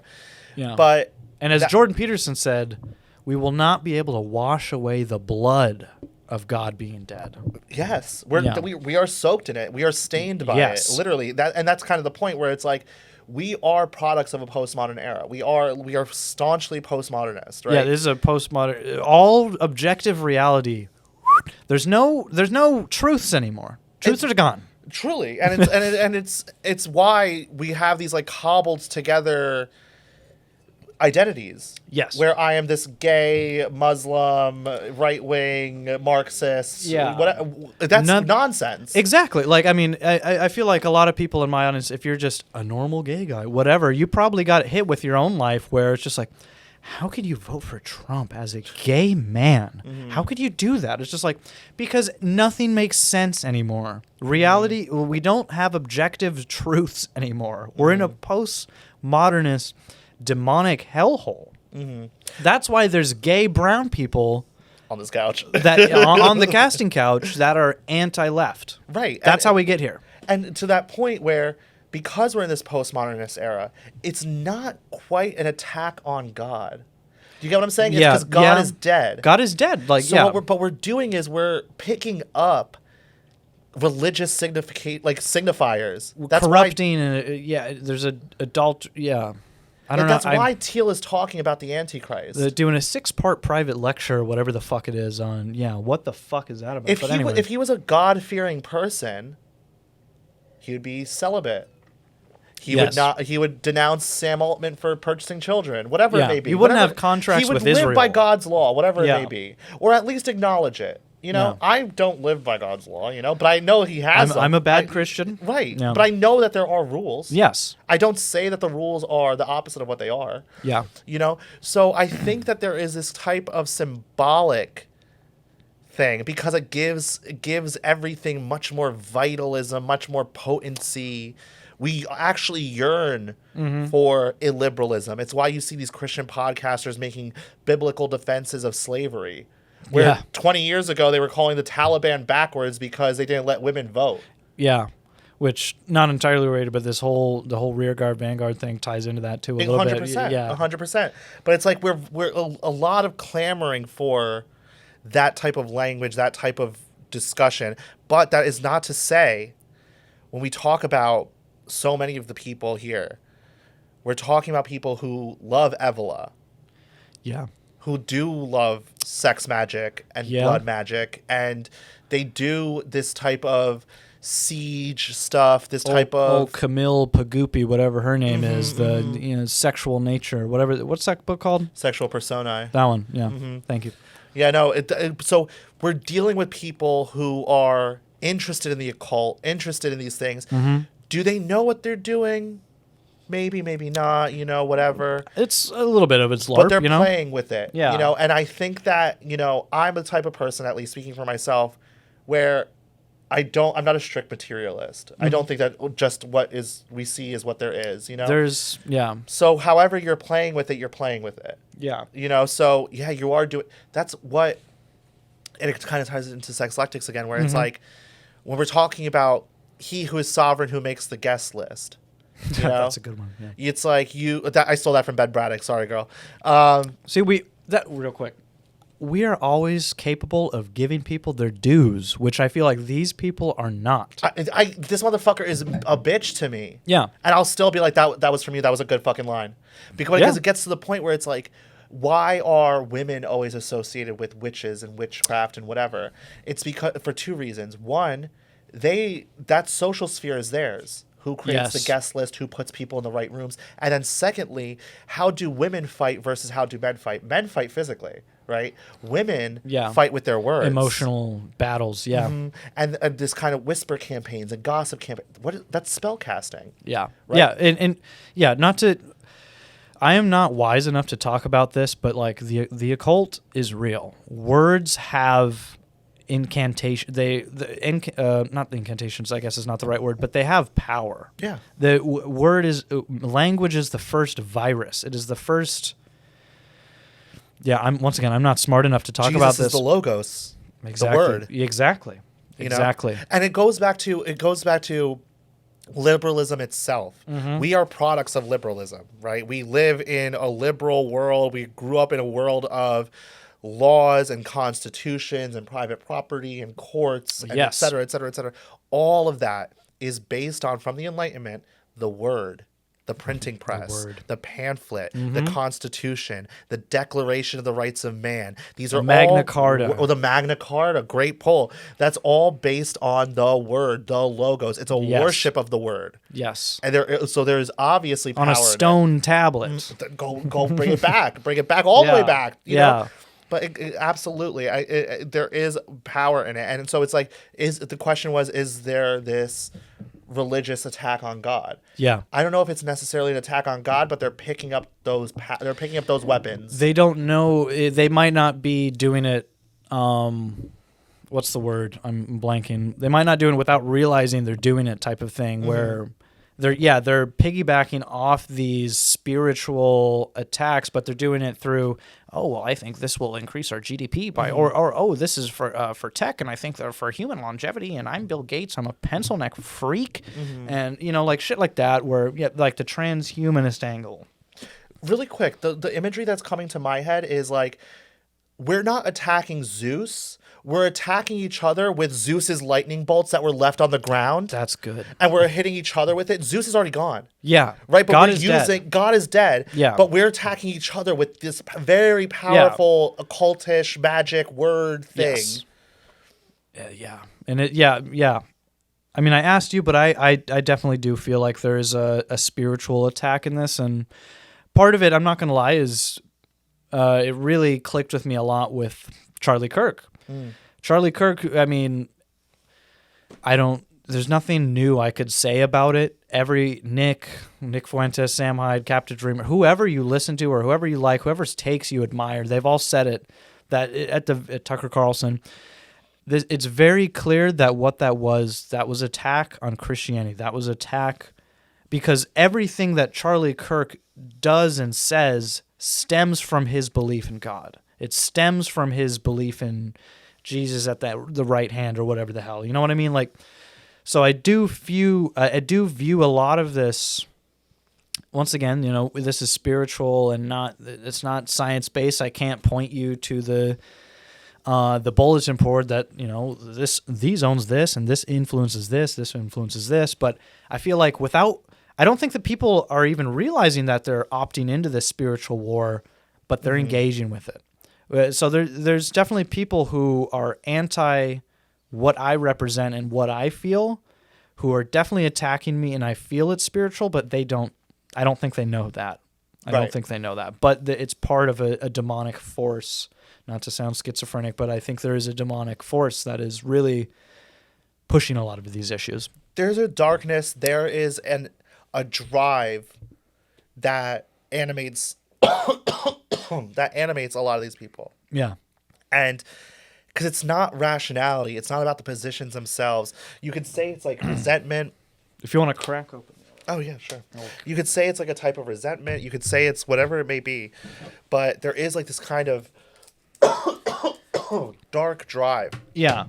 And I also want to take the opportunity to clear up something about Charlie Kirk. Mm-hmm. Because I was getting a lot of criticism because I think it should go without saying. I don't think I should have to like defend my bona fides on this. Where it's like, and I said it publicly, this is a horrible tragedy. This is evil. This is wrong. Yes. Pray for his family. Yes. All of these things. Of course, said that. But I did get drunk that night. I remember some of the posts you made. And, I made a point, sure, maybe a little early, because I was already seeing the seedlings of what we were going to see 3 weeks later. The discourse was... And I said, okay, a guy who got shot. Mm-hmm. Horrible tragedy. Anyway, terrible. My friends have opened their patio for their restaurant. Because my point was, that's reality. Yes. I still live my life. I'm not going to sit here and pretend that. Like, and by the way, if you want to feel bad, if you want to give Basil shit for that, give shit to fucking Erika Kirk. Right. Like, she's not a widow. Yeah, she seemed to move on pretty quick there. And like a lot of the stuff, obviously she's allowed to grieve however the hell she wants. That's terrible. You lost the love of your life, the father of your children. How do you do this? You'll figure it out. I'm going You use the... No, I got to use the anchor, right? Yeah. I got to use but it's like, which one? Here, I'll just... Maybe you help me out. Oh, sorry. Please, white man, help, please. Yeah, this is the white man here. The white man's burden. The white man's burden. We got to help. So you put the little kink on the top of the glass, and then you'll... I let the waiter do this usually. Yeah. But I mean, Erika Kirk, the point about Erika Kirk is a good one, right? Mm-hmm. Of course, there we go. Here, she is to be... Hope you don't mind contamination here. No, please. Of course, our sympathy goes out to her, right? But I think if she refrained from public discourse beyond just the whatever statement she wanted to make, or even the ostentatious funeral, whatever. The wild. Beyond that, if you want to continue to be involved, you're not a widow anymore. You're putting on the helmet. You're getting in the game. Yep. And for you to try to play both sides and do this and. Bitch, where the fuck are we? We are all day, every day. We talk about how women do this small bean thing. Oh yeah, the whole Quirk Chungus. Yeah, retreating into I'm just a little girl. Yeah, all day, every day. It's men do this and men do that, and this is. But when you criticize them, it's but I'm just so baby. You're just doing this to innocent little girl. I only have 100,000. I flooded my diaper. I only have 100,000 followers. You have 1 million. How dare you? But it's you're not allowed to fight back. But I'm sorry, Erika can't do this either. Erika, as though I know this bitch. Yeah, we're on first name basis with First of all, Erika, the Kirks around here. Erika, we call them the Kirks around here. Yeah, girl. Yeah. Well, Charlie did love Nicki Minaj. That Candace fucking tweet is brutal. She just like me, for real, for real. That is, yeah. I mean... Yeah, you gotta let the man rest. You have to let the man rest.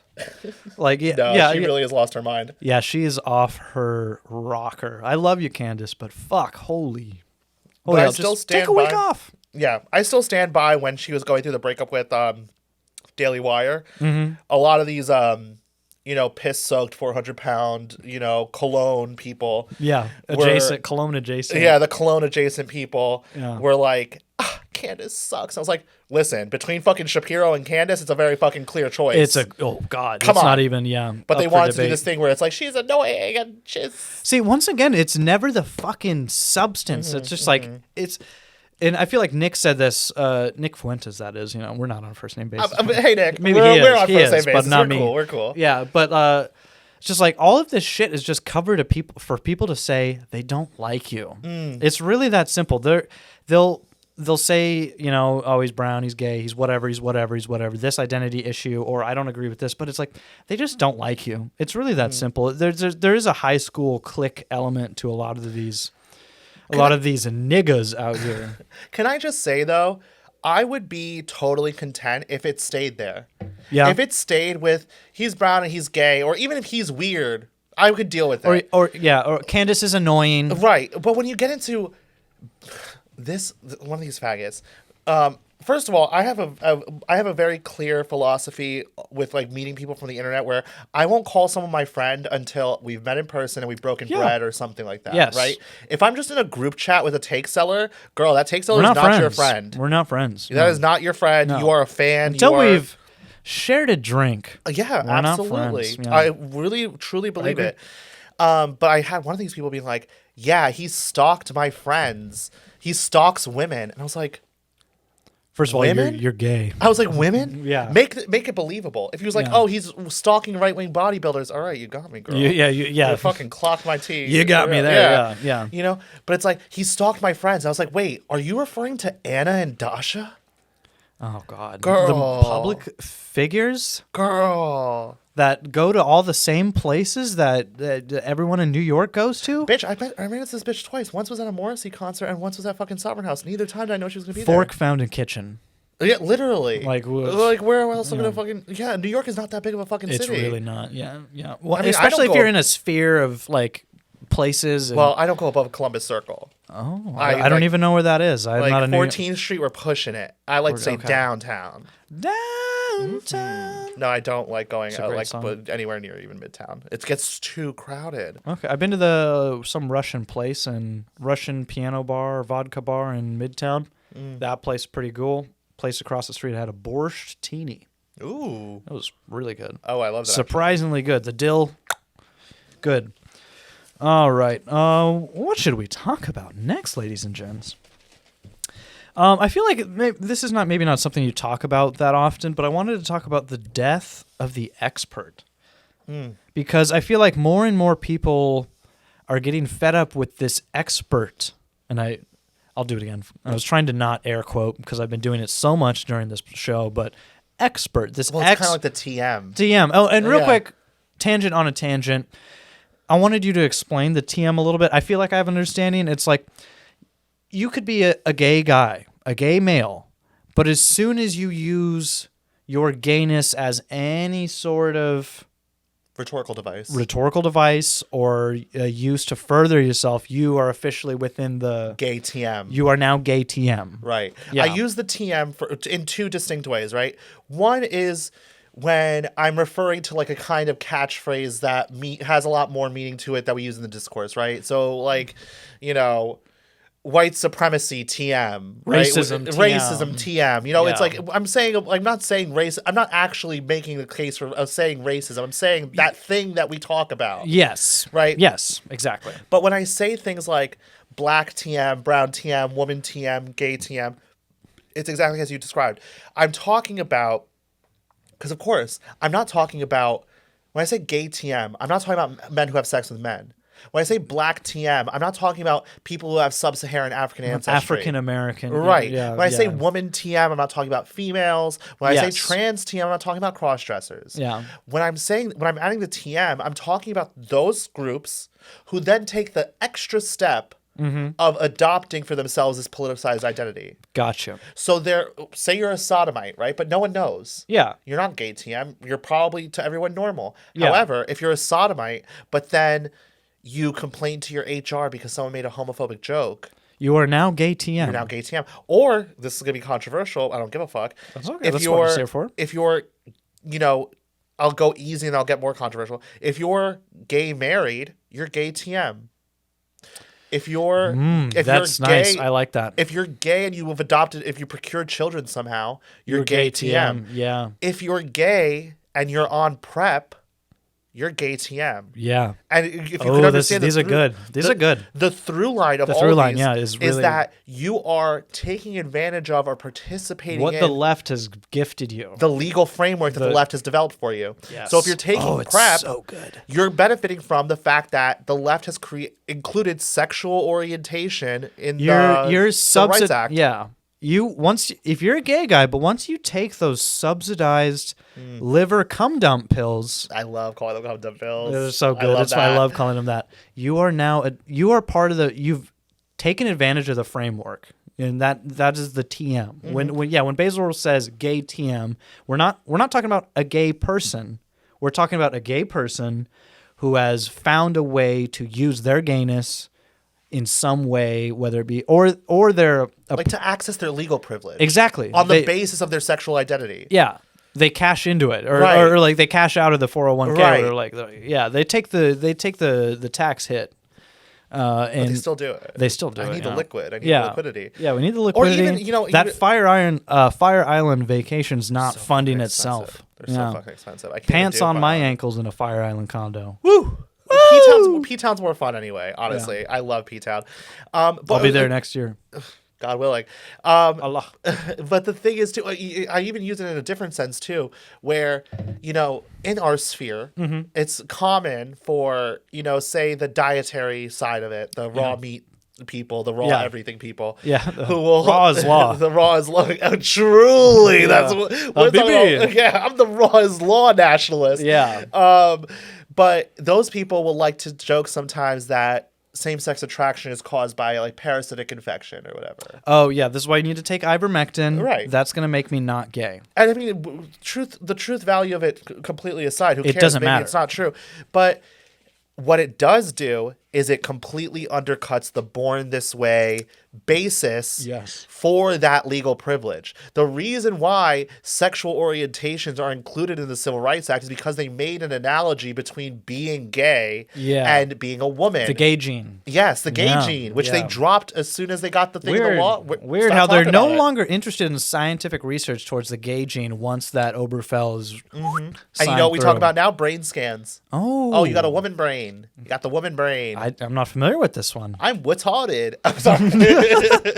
Oh fuck. But yeah, no. Now the equivalent to that in the 21st century is trans brain scans. Okay. But Interested. But yeah, no, because It's mostly empty and smooth. If you. Yeah, it's completely smooth like a dolphin. Girl. Yeah, like a dolphin. But like that's the whole point where that whole conception of like maybe your same-sex attraction is called by some hormonal thing or whatever, or a parasite, undercuts that justification for your legal privileges. So say you are some 400-pound cologne-soaked piss faggot, right? If you feel threatened by that take, you're going to start attacking Soul Bra. And I hate you raw beef people. I love my air conditioning, all that shit. I love my corn syrup. I love my goy slop. Let me eat my zog chow in peace and get now pissed you're gay on. TM. And now you are gay TM. You And participated in the media market. Exactly. And now your friend Miss Ben Braddock, who defends you, Little Miss Ben Braddock, who defends you, you're both gay TM. Because you're punching right on the basis of your sexual identity. Correct. So you never caught me. You never caught me doing that. But for some reason, Basil's persona non grata, but 400-pound piss-soaked cologne faggot gets fucking up on stage with HBO's fucking True Detective, whatever. Okay, what are we talking about here, bitch? What are we talking about here? Yeah, what's really going on? Nothing is. They just hate me because I clocked them too fucking hard. That's really it. I didn't want to say it. I wanted to be very, I tried to be very diplomatic and Tucker Carlson. Why is that? We're going to try to get to the bottom of this. But now we're a bottle and a half in. Yeah, now we're getting through here. And guess what? Let's be real. It's just this motherfucker's called him out. The T's been clocked. You've been gagged. You've been bootsed or whatever. You've been the house down. You've been kikied or whatever the fuck we're saying nowadays. The spotlight's on you, and we know you're a piss-soaked faggot. Girl. But and you know what? What I will say though is that there is an element of truth to I didn't know what I was getting into in 2020. Yes. I thought we were all here because we believed similar things. I didn't know we were involved in a media market. The COVID unification was such a psyop, I felt, where like, yeah, you join that sphere and you're like, oh yeah, we're all against this, and then it develops and you're like, well, I don't know if they're actually against this, and yeah, because they loved me back in 2020. They loved Basil with the TQ even. Yeah. Because the TQ, shout out to River actually. Yeah. Shout out to River. River At baby. that time, they wanted to come for you because you were getting shine, and they hated you and they hated CRK, Class Redux Killer. Shout out to the Fed Post. wow, Throwbacks, you know. And they loved Basil with the TQ then because it embarrassed you. It made you look foolish. yeah. But then when it was like, if I knew then what I know now, I would have toned it down after that. Yeah. But I didn't know. I thought we were here on principle or whatever it may be. Ooh, yeah, So that's the TQ naive thought, you know. Yeah, so but I kept the how TQ would you stuff. know at that right, point? at yeah. that point. So when I was like, wait, why are you making excuses? If you're talking about the left, why are you making excuses for this cross-dressing weeb in Japan? Yeah. Why are you making excuses for this fucking midget freak in Chicago thought something, right? But then you're attacking me because those are your friends and those are whatever. And it's like, Everything's phony. Now I get it. And now I would have done things differently because probably by this point I would be like, actually at this point what I would be doing right now is if I knew then what I know now, first of all, I'd be getting paid. Oh, of course. But what I would be getting paid and saying is, you know, we need to go to war with Iran because they're destabilizing the region for the Taliban. we need regime change. We need regime change in Yeah. Iran. So I would get to Yeah. the same pro-Zionist position, but from my branding from perspective. Taliban, yeah. From pro-Taliban That's how you would perspective. have, yeah. And it's like, it's not fucking hard. It's really What, not. you think it's hard? Like Elle Woods, you know? It's like, No. but I just didn't know then what I know now. And it's like, I have all this baggage. And I want to take this moment to say thank you for bringing me onto the show because I do think it's an opportunity to like, you know, spell out just the broader strokes of, you know, the thought or whatever, Yeah. but also to kind of elucidate this point for those who may not have been open to hearing it prior. Yeah. Yeah. And I feel like a lot of what you talk about, as we were talking earlier, is like a lot of what you do is just like you just want to give people the tools to understand how they're being psyoped, how they're being censored, how they're being attacked off of who they are while being told that they're the main benefactor of these wicked, dastardly Machiavellian plans, you know? Like there's a whole... I don't know. There's a whole group of people I feel like that would, mostly straight white men, that would, and normal people that would benefit from your teachings. Let's say, you know, however you want to put it. Thank you. That would just completely discount you because so much is co-opted, and they're already believing the co-opted version of yourself. I feel. I don't know what I'm saying. Where I'm going with that, but but I mean, but what you're saying is actually something that I think gets lost in it, where it's like, it's not a joke when I say that like normal white men are my favorite oppressed minority. yeah. You know what I'm saying? And it's like, Once again, we don't want to get into sexual aspects of things. Yeah, the big white cock enjoyers. I've seen the merch, Basil. oh my goodness! I you know, if you've ever seen The Simpsons, where she buys the Chanel suit, and well, she buys a Chanel suit and she wears it multiple times to these fancy events, but she keeps changing it, altering it slightly. I see. So that I Heart BWC shirt has like gone from full T-shirt Okay. to sleeveless. There's to a now revision crop 8. top. Yeah. Okay. So it's truly, I love that. That is near and dear to my heart. But to the point is that, you know, it is a shame to see these otherwise intelligent men, That's a shame. Yeah. you know, these people who are brought here because they're disaffected with the political system. They're disaffected and they're smart enough to see through it, but then Because they're not getting swept up into normieconism. No, They're not getting swept up into Tim Poolism. yeah, they're not getting Tim Pooled. They're coming somewhere else. Yeah. And these people are really touching on this like kind of lizard brain aspect where they're like, you're going to get it. You're going to get TND. You're going to send them all back. You're going to... They're getting put in crystals. Yeah, they're getting put in crystals. We're going to bring back the 80s. It We're do gonna be like that, cocaine. Mr. Stancil. It do- Quaaludes are coming back. We're gonna be driving a metallic blue Lamborghini Diablo 6.0, and I'm gonna get myself a Countach with the periscope, you know, or I'm gonna get a downdraft Countach But anyway, the And we're 80s in Miami, I feel like. Yes, we are. We're in Miami. Yeah, we're It's we're in Miami. Sunset. Yes. Yeah, Of it's- course. yeah. I'm doing cocaine. Yeah. I have a white on white. That's white. White on white on white. That's a white Countach with white wheels, the bullet hole rims, with a white leather interior. That's what I have. And I have a blonde bob wig. And I'm actually Michelle Pfeiffer in Scarface. And she's like, I don't fuck with the help. Oh, I'm a mess. Oh, my God. I love it. The I don't fuck with the help is like, Oh yeah. Beautiful. Can I give credit to Lindy Man real quick? You don't have the courage to hate the poor.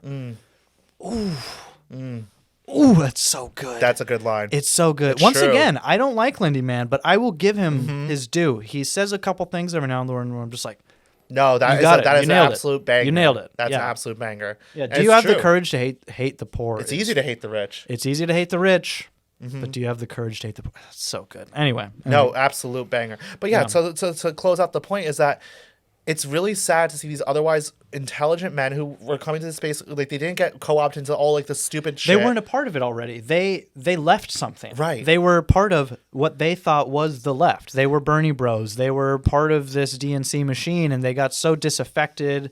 Or maybe they weren't part of that. They were poll people. They were 4chaners. And so many people joined the media market in those 2020s. And what they found was, Romanian gypsies and swarthy Cornishmen or whatever the fuck he says. He's Welshman. raw egg nationalists. Right. You are brown. Right. Truly. Browner than me. Like, let's be fucking for real. Yeah, I'm like, that's- translucent compared to this yeah, guy. Like, yeah. come on. Like, that's pretty neck and neck there. I mean, come on. Yeah. Yeah, shout raw- out to my French grandmother. Yeah, your little touch of Algier or whatever the fuck's going on. Truly. Yeah, but he looks like one of the boys that Foucault would have had a good time with. But one of Glenn Greenwald's lost boys. the jungle ranch for wayward boys and Yeah, dogs. for wayward. Oh, Christ. Shout out to Anthony. Yeah. But he, well, I guess Yeah, we'll talk about that after The after show. The after show. If you ain't watching the after show, you're only If getting you're not- half the story. Yeah. But these guys are being sold by these Romanian gypsies and these British Columbia faggots and whatever, these fucking Armenian swamp witches and all this nonsense, to be told that Vance is really gonna do it this time.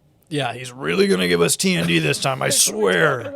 And I say to this day, if we get up to 1 million deportations a year by 2027, I'll eat crow, I'll vote Vance, because that's what we want. That's at the least. It's not looking like it. Even when It's you not fudge the fucking numbers, because what they do is they fudge the numbers in the way of They'll count people who were denied entry as entry, yeah. and then on top of that too, they'll say, we're making assumptions based on people who dropped out of the workforce, that they're just self-deported. They'll just completely cook they up self-deported. Self-deportation. What the fuck are we talking about? Give me numbers. I don't want your fucking ASMR DHS videos. I don't want your fucking Chibli edits from DHS. Yeah. I'd rather not see it at all. Yeah. And just have them quietly shuffled away. Yep.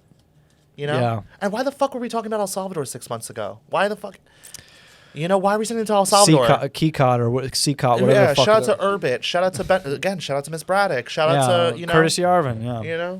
Why is All your favorites. Kelly's sister or daughter following you? No, sister or niece following you on Instagram? What's going on at your weird. Palladium house or whatever the fuck it is? I'm telling you guys everything.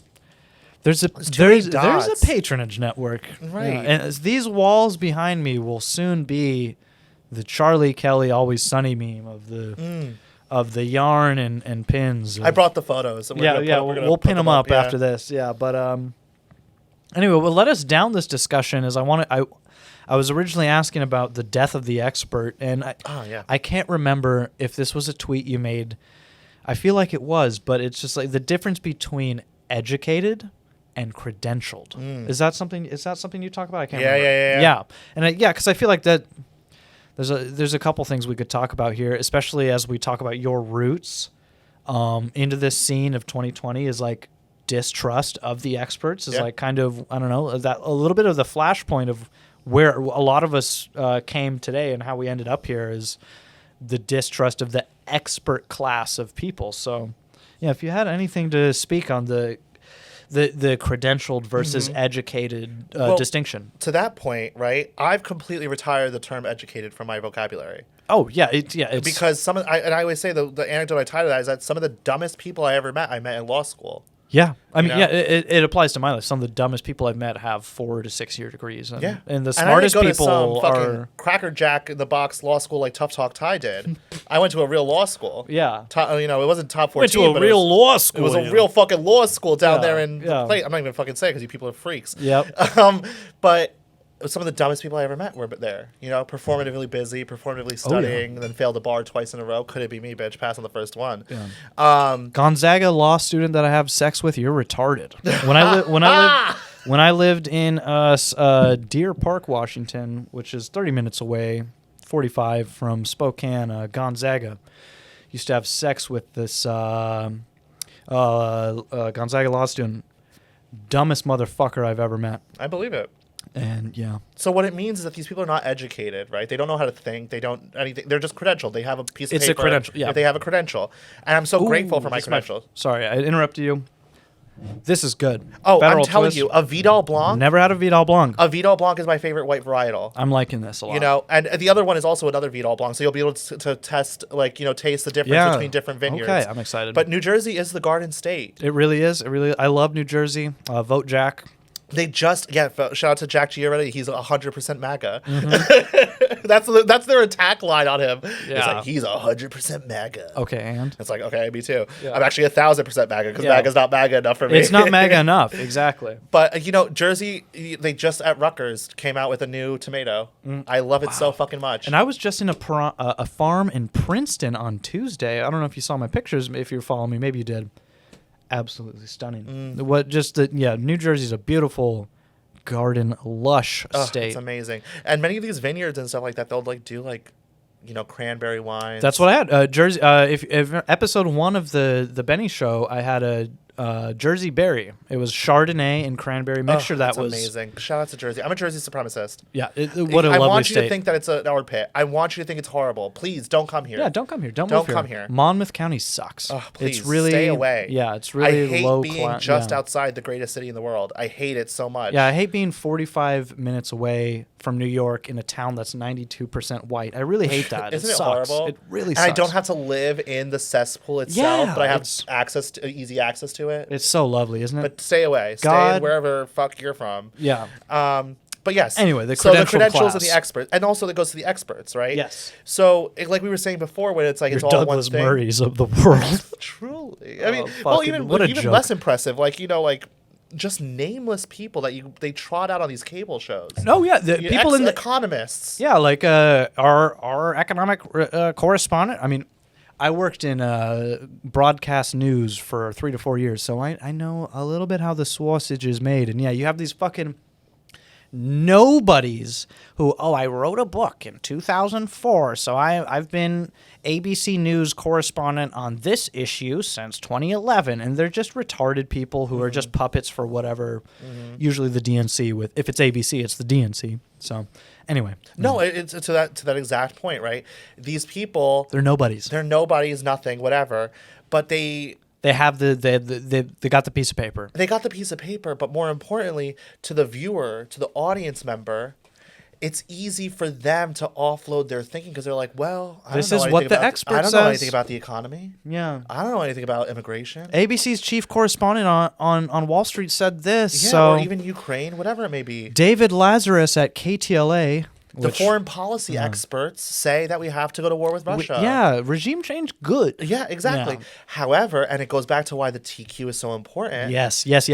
No expert at the American Medical Association, American Psychiatric Association can make you believe that Yes. men can be women. Yes, and going once again full circle. This is going back to what I was talking about with the left and the TQ kind of being their ultimate demise to an degree.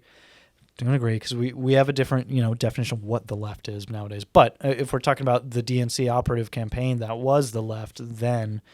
It's an albatross around their neck. Exactly, and so that really killed them to a degree. And I think it's not understood or talked about enough how powerful it is to get normal people, especially after COVID with the Yes. vaccines and all this shit, Yeah. to get normal people to say, I don't give a fuck what the American Medical Association says. Why? Yeah. I know what a man is. I know what a woman is. I know what up and down is, bitch. And if Yes, the American that- Medical Association says that a man could be a woman, but they're also saying I should get the vaccine, well, then maybe I should get the vaccine because I know a man can't be a woman. Mm-hmm. And now what I feel like what we're trying to lead to is that is exactly what is eroding the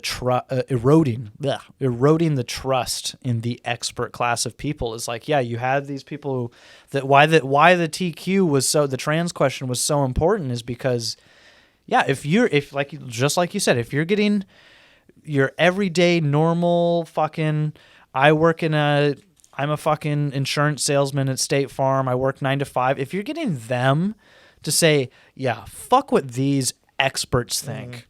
I feel like there's a great eye-opening awakening there. You know what I mean? Like, and could you imagine being in the right, the dissident right, the post-left, whatever, Yeah. and shitting on me for bringing this up when it's like, bitch, this is a fucking golden opportunity. Yeah. You know? Yeah. And I had to be fucking destroyed, really. I mean, so what they've done to me this year is really, I mean, crazy. Yo, I mean, to this point, they're filing grievance complaints with the Bar Association. Yeah, They're really trying to fuck with my life. Yeah. And it's like, you should be fucking kissing my feet, bitch. I was Going to bat for you. Like, truly, for what? I Yeah. could have just sat my ass at home and did nothing. But I have this need to be right. It's a personal flaw. Yeah, whatever there's it is. yeah. You know, I acknowledge it. I have this need to express myself in this way, which I think is just human. And you fucking shitted on me for what? So you could be some fucking middling podcaster complaining in your group chats and your discords about how you're not put on, and how only Anna's is not pulling your fucking 400-pound ass up to the fucking to the roof. Fuck you, bitch. You're not going to find cables capable of supporting. Also, let me just say too, I'm willing to put bygones be bygones with that one too. Let me just say, Yeah. I really truly don't care. I feel like, and this isn't just me saying this because I consider you now a friend as we've broken bread here. Well, I mean, not literally, but we've popped the cork here. There's yeast or something. Yeah, involved. yeast is involved. Yeah, some fermentation. Yeah. Anyway, I feel like you would be the first to say, hey, we had our differences on here, but there is a common enemy, Israel. But I feel like they would just never do that. I feel like they're never going to give you your due. And once again, I'm not trying to make this show about Basil. Go for good Basil. Yeah, Basil's please. not that bad, guys. Yeah, please. But I mean, like, it's just like, if I recognize there's someone that is speaking truth to power, or whatever however you want to interpret that magical saying, they should be celebrated. And my thing too is like, I don't want to paper over the fact like I'm a bitch. Yeah. I am a bitch. You're sassy, a little cunty. Don't come for me if you don't want me to come for you back. And that's the thing. It's like people are used to, especially these types of people, are used to, we did a little organized whisper campaign. That person went away. Shout out. God, I hope you hear this somehow, some way. Shout out to Gay Stepdad. At this point, I'm doing it for you, bitch. It was before I knew how the media market worked. Yeah. And he wouldn't have used these words either, but he was just intuitive. And he knew, he said, when it was this 400-pound cologne-soaked faggot who came for me the first time, he said something where it was like, and just like that, with a flick of his wrist. With a little message in the GC. Basil has all his dreams of being at a right-wing salon in New York City have been dashed. I didn't understand it at that time. But they chased him off that website by like sharing his nudes and sharing that porn or whatever. Of course. But it's like, yeah, I mean, I'm a bitch too. I acknowledge my role in it, but it's like, it's been a long time, and it's been such a long time that it's like, it's not even just time has passed. Time has passed in such a way that's like, bitch, I've been right about everything. Yeah. I mean, one of the few people that were sounding the alarms along with the Groypers about this whole Theil Patronage Network long before the normies were talking about Palantir and J.D. Vance and Mark Andreessen and Alex Karp and Peter Thiel, obviously, and all this shit. So Basil was right again. We're just gonna hate it for those people. We love it. Yeah. But we hate it for those people. Like, think about just even, what we affectionately call Trannygate. Yeah. Yeah. That would never have happened if for 3 years prior to that, I wasn't pointing out this whole trans question The thing and TQ. why it matters. Yeah. Right? And it's not only why it matters, it became, so the why it matters is the TQ aspect of it. Yeah. Why was that specific person in that specific magazine? That's the whole media market literacy. That's the media market. That's how it ties together. You know? Yeah. It's like, oh, it matters that you're putting this tranny in your magazine because it's tied to the censorship regime, et cetera, et cetera, et cetera. But why was this tranny in here? Because at Urbit Portugal, you met with Elena and you did this and you sponsored the fashion show and you had to cover. But all these grassroots things are not grassroots. So organic. Yeah. Once you're aware to the sphere of influence and the patronage, the network that goes on, it's really hard to ignore. And once again, this is kind of why I wanted to bring you on here and talk about this because, Peter Thiel, Palantir, has become such a popular talking point in the last couple months or so with. I feel like it was mostly Nick kind of bringing it to the forefront, and so I wanted to bring you on to talk about this media market landscape that we're in and kind of how you just got to chase the money and the influence and who's talking to who, and you see all these organic things are not so or inorganic. Mm-hmm. Yeah. And I mean, to that same point, right? When you're literate of the media market, yes. I can understand the take sellers themselves, Costin and Passage Press themselves, them hating me. Passover Press, whatever. I can understand them hating Basil. It makes perfect sense. Yeah, why wouldn't you? If you're an institution and there's someone saying, "Hey, this institution is corrupt," right? Of course. And it's funny enough because, it's not funny enough. It makes perfect sense. Yeah. They keep their hands clean to a certain degree. Of course, they still launder engage with it me. through what the take bothers seller. me, Yeah. at least, and not in the sense that you're getting to me, bitch. Not to give you that fucking power, bitch. You could never. But what confounds me in a way is that it's the audience, it's the fans, it's the lemmings, as I sometimes call them. Yeah, the unwashed masses. You hate Basil because you are a fan of a podcast that I'm pointing back to Patronage Network of? Very parasocial. Yeah. Like, I'm sorry, you're getting mad at me for telling you that, like, you're a Harry Potter fanboy and I'm telling you magic isn't real. Yes. And you hate me for it. It's like, bitch, you're a grown man. You should know how the media market works. Yeah. It's entertainment. It's a showbiz. Like, yeah. But yeah, a part of me feels like they're deliberately choosing to ignore the obvious media market. Right. The plays that are happening, the spin that's going on. And because maybe your parasocial relationship will turn into a friendship if you signal how hard that you hate Basil for how mean they are to you. Yeah. Oh my God, you don't even look 400 pounds. Oh, if you're ever in this city, please, if you want to have a drink. Yeah. Shut the bitch, they were in your city. They don't want to talk to you. A perfect example. Bitch, they were in Tokyo. Bitch, she was in Tokyo. Man. Someone said this to her. She was in Tokyo. Costin was in Tokyo. You were in Tokyo, bitch. Did they say hello? No, they didn't. All that dick sucking, all that dick riding ain't gonna go feature ass, bitch. That's the got you nowhere. Got you nowhere, bitch. And I'm standing 10 times over. It's like, I never fucking dick rode any of these bitches. Yeah, I'm me ho, and you're not. You can never be. Sorry, I'm getting into it. That's okay, dude. This is what the Benni show is for. The ghetto Jersey trash is coming out. The North Jersey. That's okay. Southern Bergen County. I love it. Yeah. My Protestant Norwegian background is a little bit more modest and reserved, but I'm embracing it. I love New Jersey. I love the characters out here. Oh, I love it so much. I made a tweet about it, but earlier today I was at the laundromat. And some old man with a little, like, dock worker's beanie drives by me on his little bicicleta. And he goes, "Hey, good morning. How you doing, kid?" And I'm just like, I don't think I want to live anywhere else. And then an old bitch, literally in her 80s, gets out with the cane. She's in the fire lane.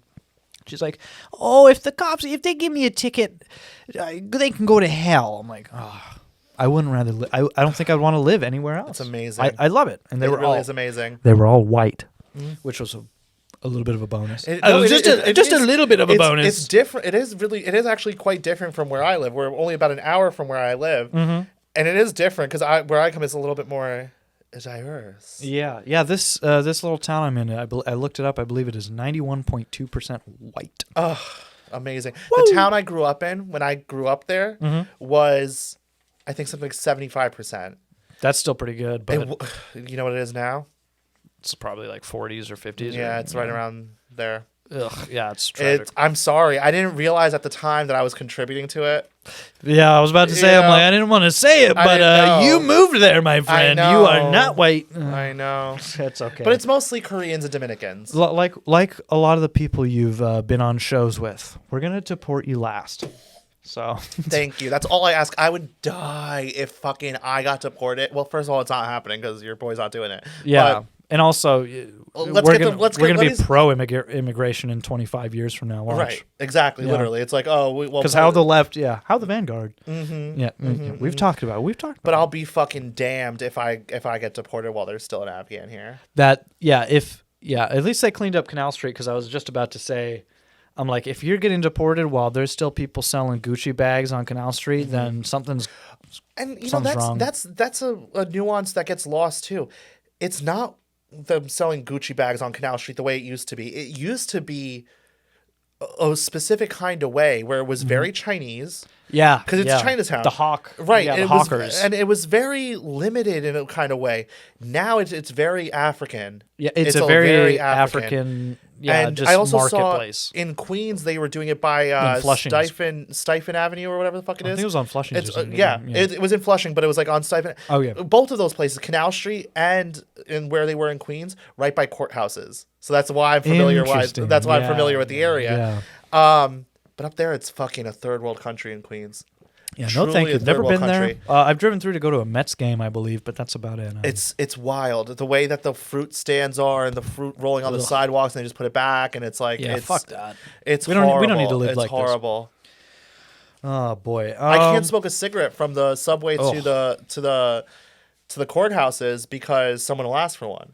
So on the days I have court appearances, I will smoke a cigarette right on the courthouse steps, so that way I could like get some of the train in peace. Hey man, you got a cigarette? And I'll be like, no, that got was a my lighter? last. I will like have a whole pack in my hand. Be like, no, that was my last. Oh one. yeah, I just opened one. I got 19 left in the pocket. I'll be like, I borrowed this from a guy. Yeah, sorry, I bummed it off this guy back there. You know, some Jamaican guy when I told him no, like put a fucking curse on me. Really? Yeah, it was actually outside of Sovereign House. Wow. A Jamaican guy came up to me. I'm just gonna say that Jamaican was funded by Peter Thiel. that Jamaican was funded by Amy Teresa's or whatever her last name is movie. What was that movie called? Envy Desire. Envy/Desire. That's Amy Armstrong. Armstrong. I'm thinking of a completely. Amy Teresa is the one down under the mental institutions. I don't know anything. Sorry. Don't worry about it. She's in a fucking psych ward. She's in a fucking psych ward, mate. Apparently, I don't know anything. back in the day when she was doing her podcast, you could hear the orderlies. So I'm like, girl. Anyway, Maron. I used to really defend her. Yeah. Because she was one of the few people. I remember actually a mutual friend of ours sending me screenshots of her in the group chats of her being like, I think have I you know her. guys seen Basil? Well, let's just say really quick. Yeah, go. Basil's fucking gay, but you following motherfuckers who post their whole fucking 10-inch schlong on the timeline. Yeah, get real. I was fucking walking on eggshells. I wouldn't even retweet, like, I wouldn't even make a joke. I wouldn't make a gay joke because I wouldn't, like, want to shove it down people's throats. Yeah. Nowadays in retirement, I'll quote tweet piss sake and be like, please chain me under your desk, sir. What's your PayPal? What's your Cash App? Yeah, you'll post the Findom receipts. Right. Yeah. That's true. I really tried to give it $50 because I had it in my Cash App for regard. I was like, whatever, it's free. It's girl Send it math, off. free money. I was like, whatever, I'll do it. It's for the joke. For the Whatever. culture. As Nick Fuentes says, I'm a high power attorney who's super wealthy. Exactly. $160,000 a year. But it's like, fucking, you want to say Basil's gay, but it's like you're seeing this beautiful, magnificent hog on your timeline all the time. What the fuck are we talking about? Yeah, get real. But yeah, Amy Armstrong's movie, Envy Desire, which I saw at Sovereign House. Sovereign House, yeah. Beautiful film. I think it is a good Never movie. checked it out, but The audio's fucked. The audio's fucked. She knows it. Okay. But I thought it was funny. Hand it over to me. I know how to edit a couple things, and I'll If you I'll could fix it save for it, you. you'd be a miracle worker because it is chopped, girl. There's probably some ways I could fix But it. EQ and some. it's funny because she was getting a lot of hate when it came out for it being reactionary from other trannies. I see. Obviously, because Yeah. they made her not a tranny Nazi or something. Yeah. But I told her this, and I say this to this day. It is actually the best piece of pro-trans media I've ever seen in my life. Really? Because it does this critiquing the excesses, reifying the premises thing. Oh, yeah. Because Yeah, the we plot touched on of that, the film is that Man Amy's boyfriend decides to become a cross-dresser, become a tranny, whatever, and be like an AGP, you know, to use Yes. the term. As opposed to she and Pariah are kind of HSTSs, the dolls. The dolls, yes. Right? So in setting up this dichotomy between the invalid, not real AGP, The people who are there just through sexual fetishes. Yes, Yeah, yes. the kind of If you're not cross-dresser. aware of AGP, yeah. right? The inside baseball, but Yeah. but by setting up this dichotomy between the fake, not real cross-dresser trans and the real dolls, trans, whatever. Exactly. The it's cosmopolitan highlight. We have bohemian ass troons. You know? exactly. I was like, this is Yeah. actually pro-trans media. It's wonderful. It's funny. You know. Yeah, It's it's a good jape. it's effective leftist propaganda. Yeah. You didn't want it to be that, maybe. You wanted it to be more edgy, transgressive, whatever. Transgressive. Yeah, But you can't do that because your whole thing is to be trans. yeah. So. It's a little. But we love her. She's a We love her. she's a great gal. Yeah. But whatever, you know, whatever. She's a great whatever she is. Yeah. Yeah, whatever the gal. hell's going on over there. Yeah, who knows?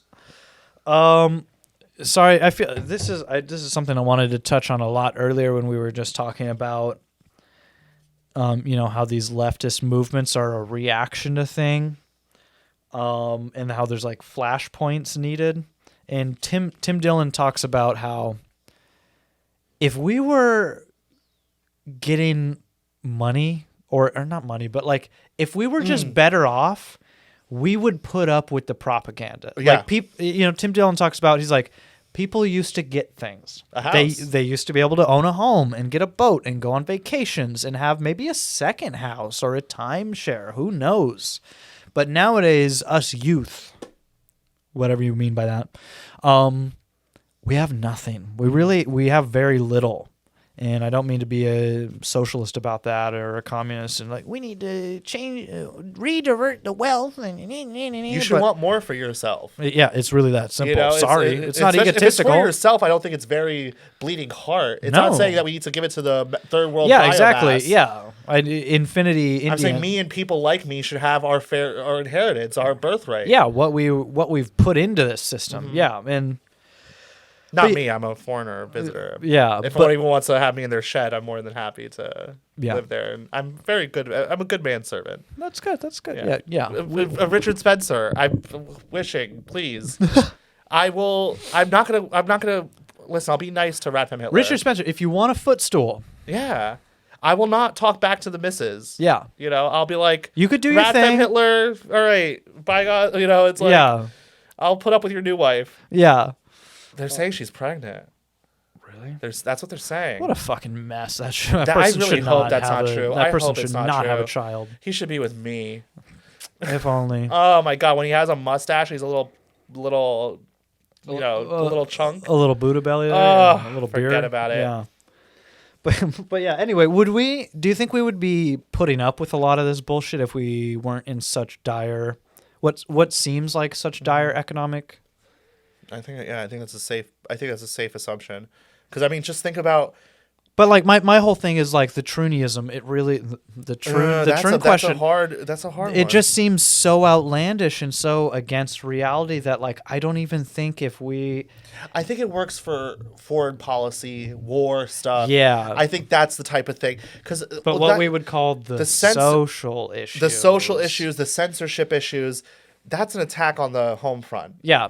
And I think Yes. those are the types of things that we're always going to be, even if you had the highest standard, which we do have probably the highest standard of living still, even as bad things as they are. Yeah. But this is the best place to live. I'm sorry. I can't think of truly. You really can't. If you're not in Jersey, I pity you. Yeah.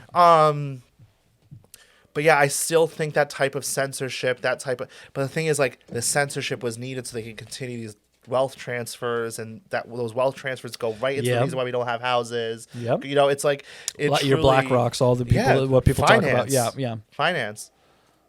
It's crazy. Well, I feel like we're about 2.5. Wow. Or I mean, we had a waiting screen for a little bit, so like two About 2 2 hours and change here. So we're gonna start wrapping up here. I wanted to Just kind of point out that very few sound the alarm of the enemy within, or what I call, the left within the right, and why they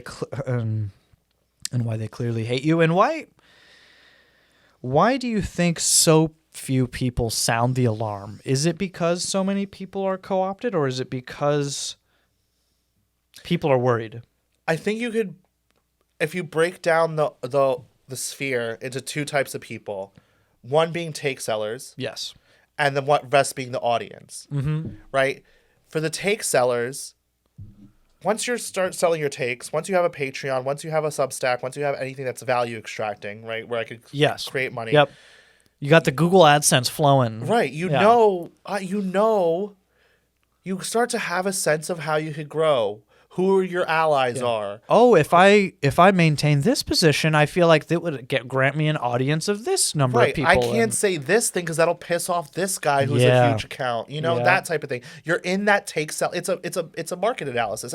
There's nothing inherently wrong with that. Right. But for us as the audience, I mean, I'm not a take sell anymore. I was for a retired. Yeah. For us in the audience, it's about understanding how that dynamic affects the take that's being sold. Right. Yes. Because after October 7th, if you're not media market literate, you may be confused as to why isn't the paragliding people raping and pillaging? Why isn't that Bronze Age? I thought that was what we were doing. Yeah, I thought that was, Nietzschean. I thought that was Nietzschean and vitality. I thought it was the sea peoples, actually. Yeah, I thought this was Atlantean But if you're media market literate, you then understand how the funding structure or whatever, the patronage networks affect what's being sold in the market, in the bazaar. In the grand bazaar of takes. Exactly. Yeah. Now, so that's one thing. But for the other section of the audience or whatever, what was the question again? I'm sorry. Well, just like why so few people sound the alarm. Right, why so few people sound the alarm. Of the left within the right. For the people in the audience, it's a type of catharsis to be here. True. It's a type of, and this is why I use the phrase "playing with dollies." These are intelligent men, sometimes faggots, many faggots. The Cologne people, or whatever. Yeah. Lots of faggots over there, but mostly those faggots, right-wing faggots, and the normal men, whatever, who come here as a form of catharsis, and to feel as though that they're involved in doing politics. Yeah. They don't think of it's themselves as a parasocial osmosis type thing that's going on here. They absorb it through osmosis. Yes. They know. Costa didn't have to go into, for example, Rustic Ales' DMs and say, call Basil brown and fat. Defend me. Yeah. But because he's invested. The implication. Right. He's invested in this catharsis, this playing with dollies, this sandbox playing. Yeah. That he's just going to do that. He knows what words to use. He knows what lines to draw, whatever. He's just going to do that. It's their playbook, yeah. Right. And that my whole thing is to say to the audience, to understand you're in a sandbox, to understand you're not doing politics, you're not getting genuine opinions here. 90% of the time, you are not getting a genuine take on something. You are getting a take that was funded by X or crowdsourced through Y. Or more often that one. Yeah. But it's not so, because there are instances, yeah, of course. It's not just funding. It is also these people who are just like, before, a discourse flashpoint will happen, and these people will get together and they'll be like, what do we say about that? Let's unify our take. Let's make it very concrete, right? So there are instances, for example, influenceable, I think is the... influenceable, you can literally that's like the one, that's the first category where you're getting a talking point to push, right? That's less common, I think. Yes. What you see, especially in our sphere, is, like you said, a flashpoint will happen, and then to really make it very concrete for you to understand how this works, you're in a group chat. Someone shared the tweet of talking about that flashpoint. Yeah. They say something about it. They have some sort of perspective on it. You don't always have to get paid. No, you just have... We're yappers over here, Yeah. They have some sort of take. Someone else says something, critiques it or kind of tweaks it a little bit. Yeah. But how they're tweaking it, why they're tweaking it, and which ways they're tweaking it is obviously informed by, without us saying it, we know who's around, and we know whose parties we go to, and we know... And then eventually, the sucking fucks. Exactly. And eventually you guys get to a consensus, and no one had to say this is our take or whatever, but we talked about it, and we Yeah. all know how we feel about it. Yeah, it's not always a literal shadowy cabal. Let's sit down and let's really engineer, I guess would be the word to use, this take or this opinion. A lot of it is just like, oh, we're friends with these people, so I don't want to hurt their opinion on this. And, oh, we were kind of just talking about it lightly. And by saying one thing, I was able to kind of gauge what they think about it. So I'm like, oh, okay, I won't tell them what I actually And mean. you may have instances in which there is a split or a division Yeah. where somebody is going to be like, listen, I can't take that take for whatever reason. Yeah. You know, I just don't agree with it, or Yep. my patronage is this such and such way. Yeah. So then now on the timeline where we're now performing for the audience, one will say this thing and one will say this thing and be like, wait, but Basil, they're saying opposite things. It's like, who gives a fuck? They're in the same group chat together. They're They're still in this. they're yeah. kayfabing. Yeah, it's all political kayfabe is what you call it every now and then. Yeah. And it's like, what we're really talking about, what we're kind of doing here is like novel. We could write, if we were to write a PhD dissertation on this, it would be in the sociology department. Yes. It would be a kind of, you know, Human studies. studies, a market analysis. Yeah. There's like economics or whatever, but it's a kind of a social. It's a way it works. It's totally wanting. You know, like I've said a couple times during the show, there's this high school almost mentality of like, you want to be a part of the in group. You want to do this. You don't want to differ from. You don't want to be an outcast. So you will pitch these takes, or you will.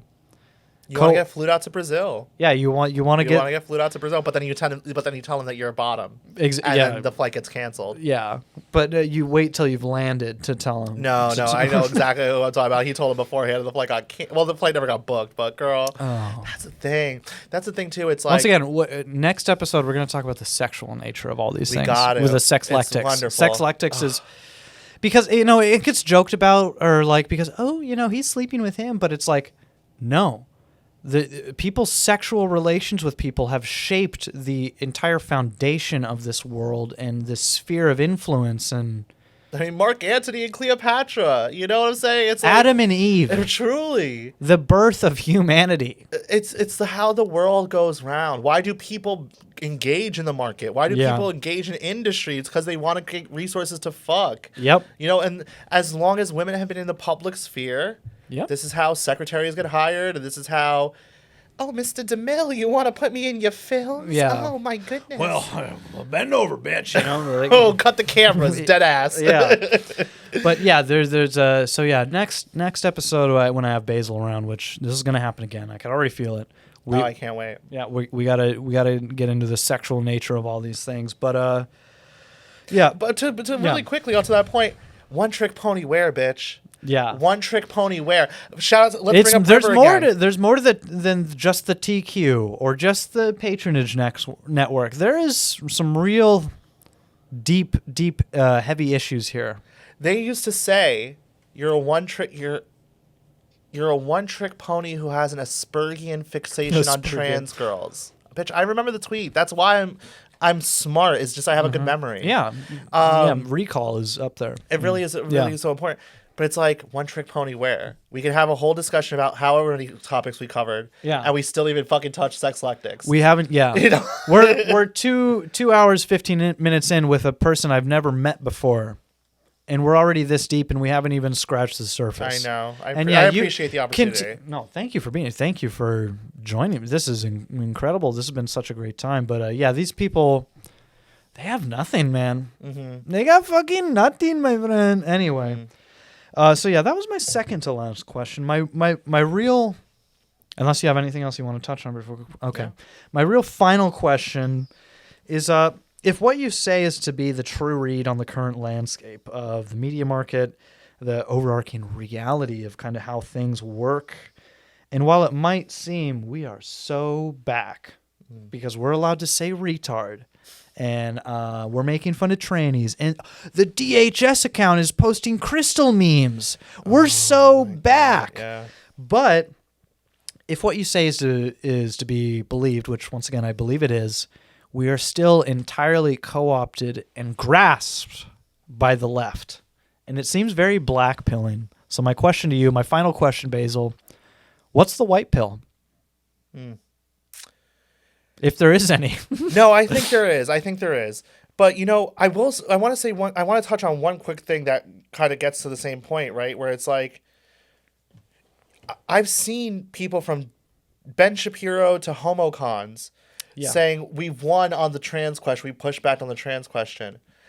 And I want to remind people, We haven't. Bostock is still the law of the land. That's right. Gender identity expression is still included in the Civil Rights Act. Yep, indiscrimination. And I've always said the left will happily give up child transitions so that gender identity expression is not touched in the Civil Rights Act. Yeah, because this is how it'll happen is like, you'll have people who are like, listen, well, once again, critique the excesses, reify the premises. Exactly. Critiquing the excesses like, of okay, child transition. we'll give up. Okay, fine. No one under 18 can troon out anymore. But trans is still a legally it's legal recognized things, and category. men can be women, Right? And then it's shoehorned, and then you're fucked. You're raped. Right. So I mean, it can be blackpilling. Yes. To think that Caitlyn Jenner is right there with Elon Musk and Donald Trump. Yeah. Oh, and by the way, you were ahead on the ball on this one, where you were said, that Gavin Newsom was the real anti-left candidate to Caitlyn Jenner, which is so funny because you said this months before the Groypers had this whole Gavin Newsom episode, which I just wanted to bring up because I thought that was funny. And it's funny because they did it on the type of aesthetic racialist grounds. Yeah. Which is always shaking grounds to be on in my opinion, right? Yeah. Because it's like, is Basil brown or is Basil Aryan or is Basil whatever? It's like, who knows? It really depends on You're Hyperborean. Until you're not. Until you're not. Until someone more clouded up says, actually, he's a sand nigger. Yep. So, yeah, actually, yeah. So, but my point being is like, because the presumption there was that it was going to be Newsom and Jenner. And, yeah. That was, I should have mentioned that. And so it's like, by Jenner's very existence, he is a reification of the trans question. So obviously, Gavin Newsom would be the anti-left choice. Mm-hmm. I can see how it's blackpilling, right? Yeah. And yeah, sure, it absolutely is. I think it's you have to take the black pill in a way. I actually want you to take the black pill, not in a sense of like doom and give up. Yeah, but to at least in a sense of realize how fucking co-opted everything is. Absolutely. And to the type of thing where it's like, take your own side, white man. Yes. I want you to do that. I want you to not be listening to this Romanian gypsy. I don't want you to be listening to this Canadian faggot. I don't want you. And to say that, like we said, where it's like this bifurcated media market where they're elbowing each other for market share, I'm also not telling you to offload your thinking to Nick Fuentes. True. That's very true. Yeah. I agree with a lot of what Nick Fuentes. Actually, I didn't say that. I disavow racism and anti-Semitism in all of its forms. Listen, all the employers watching this. Right. This is all made in AI. This is a Sora video. This entire stream has been a Sora video. Yes. I have 6 fingers. Yeah. But one may agree with a lot of what Nick Fuentes has to say, but the point is to not offload your thinking to a take seller. Yeah. Think for yourself. Like I was saying, the credit I was trying to give you is, for the most part, you just try to give people the tools to understand how they're being lied to and how they're being sold, how they're being marketed to. Not that it's entirely related, but if the product is free, you are the product. Mm-hmm. They're using you as a foot soldier 99% of the time. And you know how they're doing it? They're using you as a KPI. Yes. They're using your engagement as a KPI. Yep. So when Passage Press goes to Bari Weiss at CBS and says, please give us a Paramount travel show. Look at our indicators. Let's put a prediction on the table. Yeah. When Passage Press goes to Bari and says, give us a travel show with Costin as the host, look at our KPIs. Yeah. You could sell this to the board because I can show you how many people have said the terms Bronze Age, this, that Vitalist. Look at the engagement. Look at the desire for it. Yep. You're a KPI. And that's why when these people say, Basil, you're brown, Basil, we're putting you in a crystal, they think that they're affecting me in some way. No. And I pity you. It's sad. It's really sad. You're a grown man. And you're getting lost in the sauce. Often a fucking male nurse. Don't you got some fucking Jamaicans bedpan to switch, you fucking bum? Anyway. I don't want to talk about male nurses because I already hate them enough, but they're separate out subject. Here calling me brown, and it's like, girl, go wipe that fucking Jamaican's ass. Yeah. Go change the bedpan. Go change the bedpan, bitch. And Fran, pay your rent. Pay your fucking rent, bitch. You so worried about me? Worry about that fucking bill, bitch. Pay your fucking rent. You owe the state of New York. I'm sorry. Oh, you're good. No, was it $137,000? Amazing. No, it's funny. That landlord allegedly is like works for the government of Israel. I love the modern world we live in so much. So it's like, think about who may have been making the arrangements to get that apartment. Yeah, how did you get that apartment in the first place? Yeah. You know? What deal did you strike? So what Palantir shares did you split out to, and get a little... Like, bitch, you count your fucking lucky stars, you're going to push off a balcony, bitch. Ooh, yeah, that'd be the good way out. I mean, I'm not going to shed any tears. No. By the way, Fran, I love you. I know. I mean, I have a very Christian view, whereas I forgive everyone. I love everyone. I think that you shouldn't hate anyone. Yada yada yada. And he's actually a great example because it was not personal. He seems lost. Not even surely. I mean, all sodomites are to some degree. Well, yes, but it was because he's doing this homo-fascism, homo-nationalism, Bronze Age gay dads, leaning into we're gonna do artificial wombs. Yes. And I'm like, well, guys, you may come as a surprise to you, was like wondering why is this guy doing Bronze Age gay dads and Bronze Age artificial wombs? Mm-hmm. Well, if you understand the sexlectics and the media market analysis behind it, it makes perfect sense as to why he may be doing that. Yeah, and I believe he told me he has 100,000 Palantir shares or something like that. It's maybe not 100,000. Well, everything he says is a fucking lie. Yeah, you can't believe him. Yeah, but, and all those pictures he took himself of himself, Yeah, that would be nice. That would be fucking. That's dick worth sucking over there to get fucking 100,000 Palantir shares. That's probably an insane number, but a lot of Palantir shares. Girl, a lot of what Palantir the fuck? shares. Why are we beefing? Let's go out to Fire Island, girl. What's up? Yeah, you've been there. I've seen your pictures. Why are we? That's the beauty. Is we would all be friends. That's the thing. We would all be friends. Have you ever seen Whatever Happened to Baby Jane? No. Classic film. At the end, it's fucking what's her name? Betty Davis. And she looks down at her sister. She's like, "You mean to tell me all this time we could have been friends?" And that's why Fran, we could all be doing Molly in Fire Island, having a great time, but here we are. Yeah. Well, to all of these people, really. Yeah, all of them. Really, all of these people. And this is why the media market analysis and all that stuff and being media market literate is great. Yes. Because it allows you to remove yourself from it and find other genuine people within the sphere. Find genuine people, but also to be like not get caught up in it. Yeah. Where it's like, I don't think that my haters, not the audience member ones. Yeah. The audience member ones, I'm like, please, I need you to like really realize what's going on here. And I need you to I'm trying to get to you. Yeah, I want you to live in reality. I want like you should. I don't care. I'm trying to help you. I don't care if you like me or not. I mean, I have lots of love and light in my life, regardless. But I want you to not be the type of person who is this type of person. Yeah. But for the take seller ones, I'm like, in a different way. It didn't have to be this way. It didn't have to be. This way. I could have just been. You could have cut me in a little bit. Or not. I don't really care. I'm gainfully employed, bitch. I don't need it. I don't need to be a rent seeker. I don't. Yeah. I don't need to quit my bellboy job. Yeah.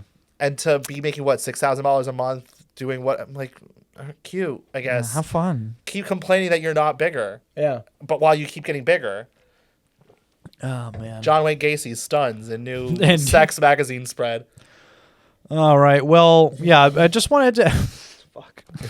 Just wanted to end the show with just asking what the white pill is, so to say. Oh, should we check the chat? Yeah, this is what I'm trying to see There's here. no one there. I knew it the whole time. There was no one there. Well, I think it's only no one's here.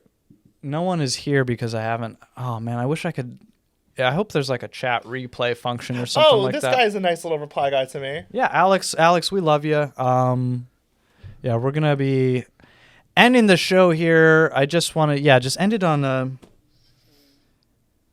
If you could reiterate, kind of what is the white pill? Do you think where? Yeah, I think the white pill.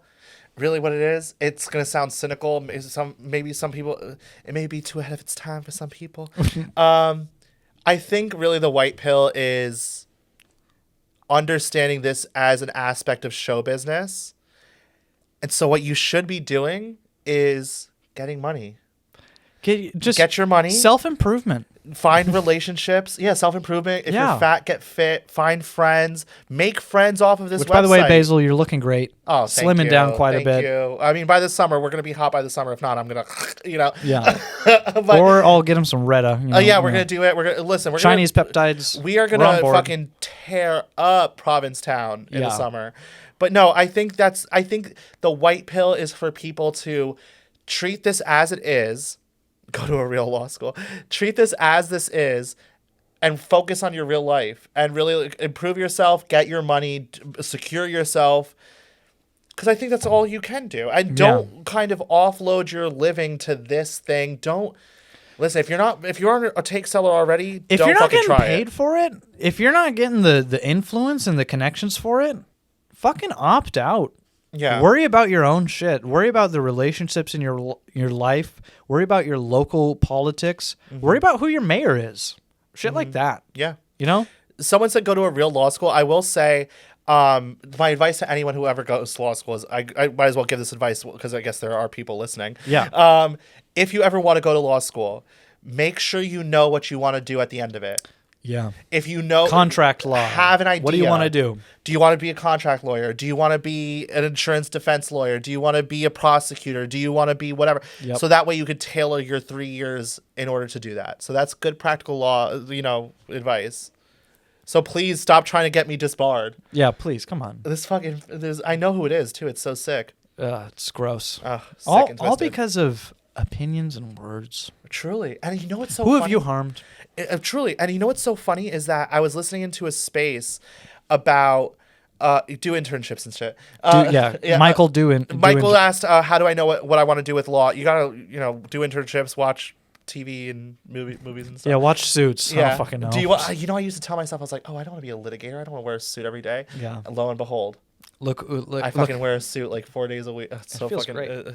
I mean, I guess I love it. I just have But I do it in my free time, when I'm doing a Benni Right, show. and it's like I or I'm fucking- going to church. Yeah, and I have to take the fucking 4 train up to the fucking Bronx and listen to these fucking sweating. people go, showtime.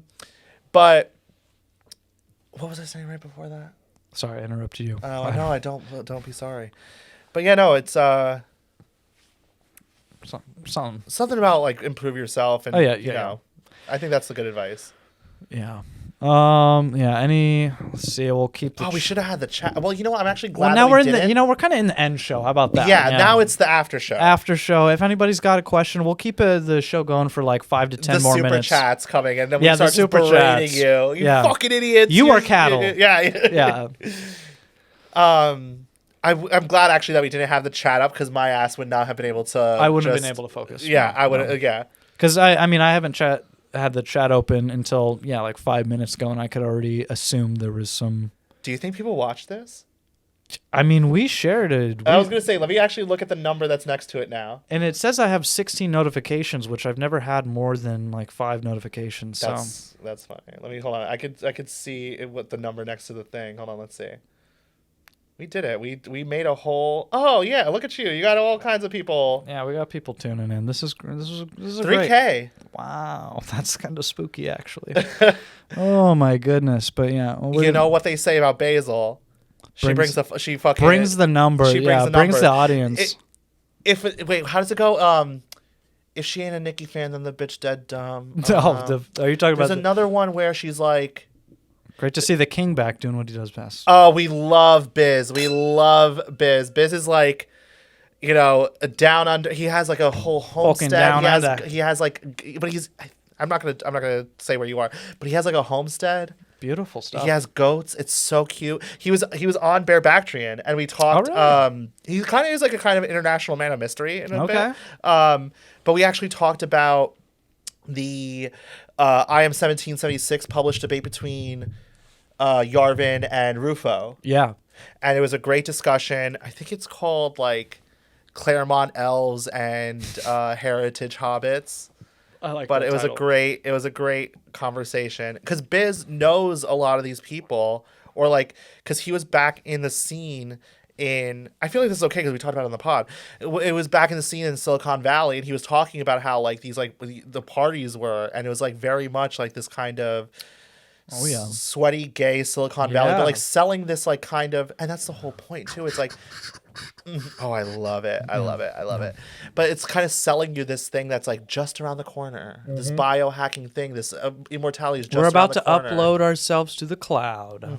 And also Biz is actually, you know what? I will say, I guess it has to be my favorite guest just because he started it by speaking Farsi to me. He knows a little bit of like Farsi. And I was like, oh, I love it. And you know, some people speak Farsi, but like very Iranian.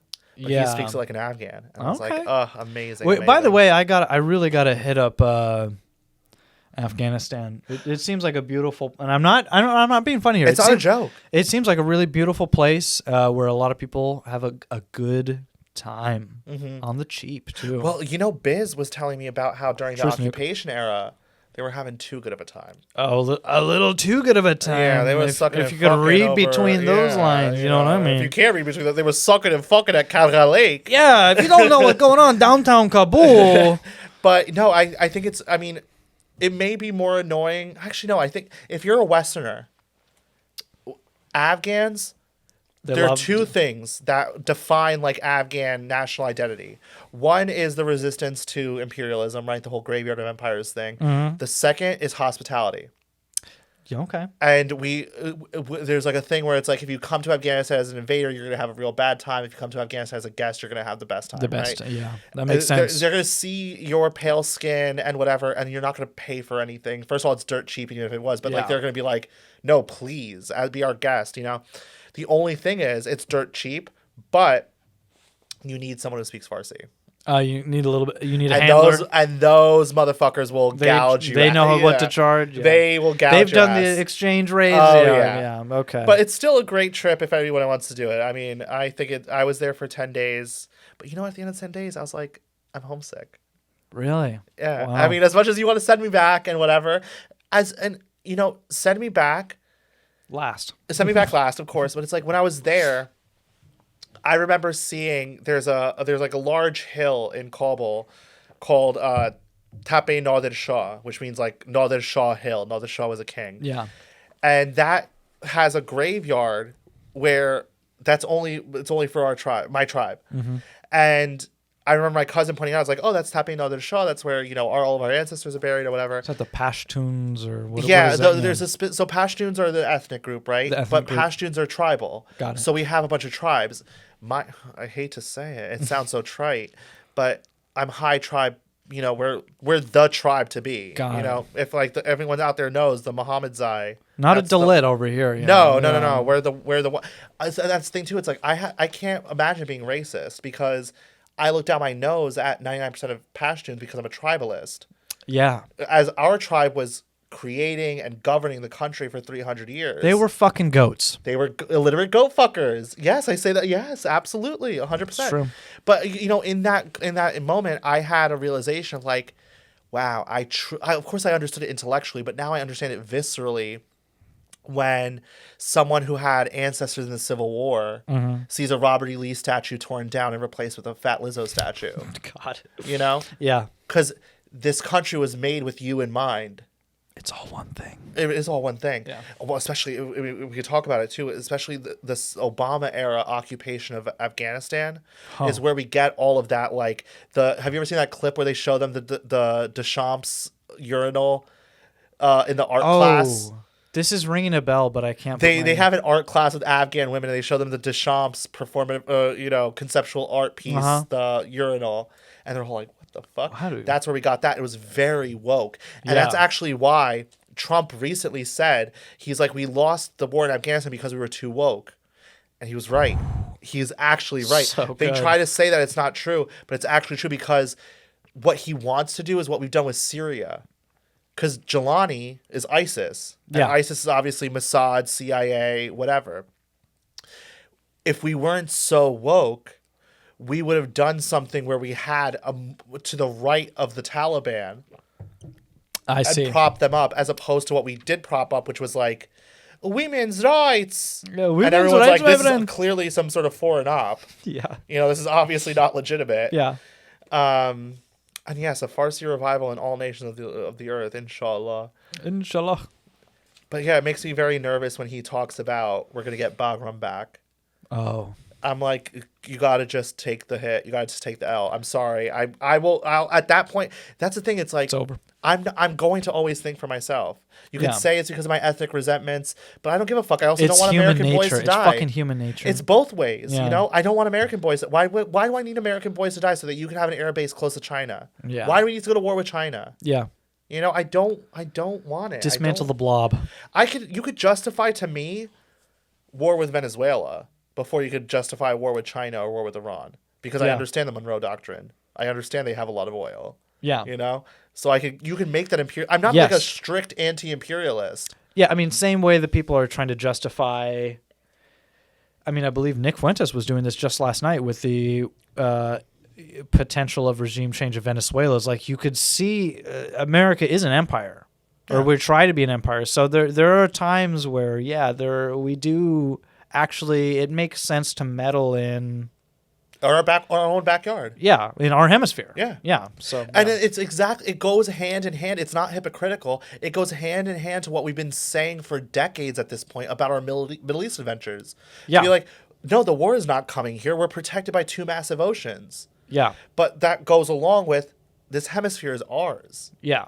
We are the hegemon of this hemisphere. Yeah. The fuck? Western. Yeah. Yeah. The Western. Even South America. Yeah. South America is not an independent thing. No, it is ours. No.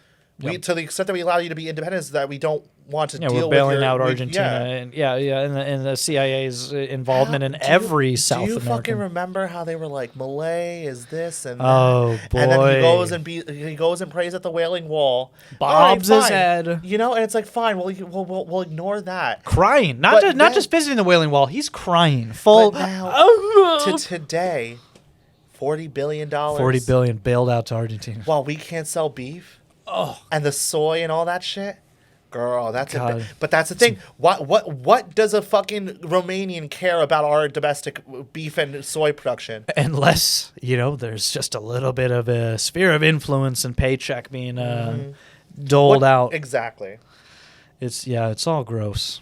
It's all very gross. But Well, it seems like the people liked it. this was a very, very good time. I think we'll kind of wrap it here. I just want to thank you for coming on. Thank you so much for having me. This was an incredible time. You'll always remember your first. Of course, yeah. I'm honored to be my your first. my first in studio guest here, Basil. It's been an incredible evening. We've run the gamut and we've only touched the iceberg. I feel crazy. It's crazy of how America owns the world. You've got that right. Oh, see, this is someone I don't know you, right? Actually, no. You know, I do know you. We talked in Tim's Spaces. See, but this is someone who a year or two ago I'd been like, oh, this is one of those gay perfume cologne. I know now that it's not. Yeah. But one of those Actually, hung out with Rai, good guy. I love it. Yeah. It. But he's actually probably one of those people who actually I was telling you this in the pre-show where there are people who have been like, listen, Basil, back in 2020, 2021. I really was caught up in the whirlwind of it, and Lost I really in the just sauce. listened to lost in the sauce, and I just thought you were, I believed everything everyone said about you. Yeah. And now 2025, it's like, well, you're still here. Basil Nothing's was really changed. right. Basil was right, and that person apologized. And I really shout out to them. But yes, thank you so much for having me. It was like really This was nice to work out to. nice. Oh, my Alex, you'll have to send us pictures. I know. I was gonna say, what do we do? We're doing the hack squat. What are we doing? Don't do the Smith machine. Yeah. The Smith machine gives me the ick. If I Really? see a man using the Smith machine, it gives I me like the to ick. I like to do incline bench press every now and then on a Smith machine, but that's about it. The I don't only thing squat I would on it. ever use a Smith machine for is because I can't really do a Bulgarian whatever. Bulgarian split spot. Yeah. Yeah. Or whatever the fuck it is when you have like your foot on the bench behind Either you. Bulgarian or Romanian, one of the fucking That's the gypsy only time I nations. ever use it. But Yeah. otherwise it gives me the ick. Yeah. Like, what do you don't want to work your core? You don't want to Yeah, work on your stabilize the- stabilize the yeah. stabilizers and all Mhm. that shit. Whatever. I'm still too fat to talk like this. We'll talk about this in the summer. No, you're looking great, Basil. Thank you. But yeah, thank you so much for being here. I think that's a wrap. Never get braised. So true.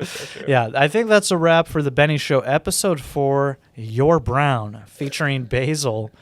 This has been a great success. So I think we've had a great conversation, and I understand a lot of my audience is more not politically charged, I would say. A lot of, are just kind of average or just gay people. If I'm being quite honest, they're just a whole bunch of faggots. Clocked your audience for Yeah, real. yeah. But no, a fair amount of you are politically aware and shit like that. So I appreciate you for tuning in. And yeah, for the people who aren't, I feel like I really hope you learned something here, because as we talked about with the it's all one thing, is it affects you.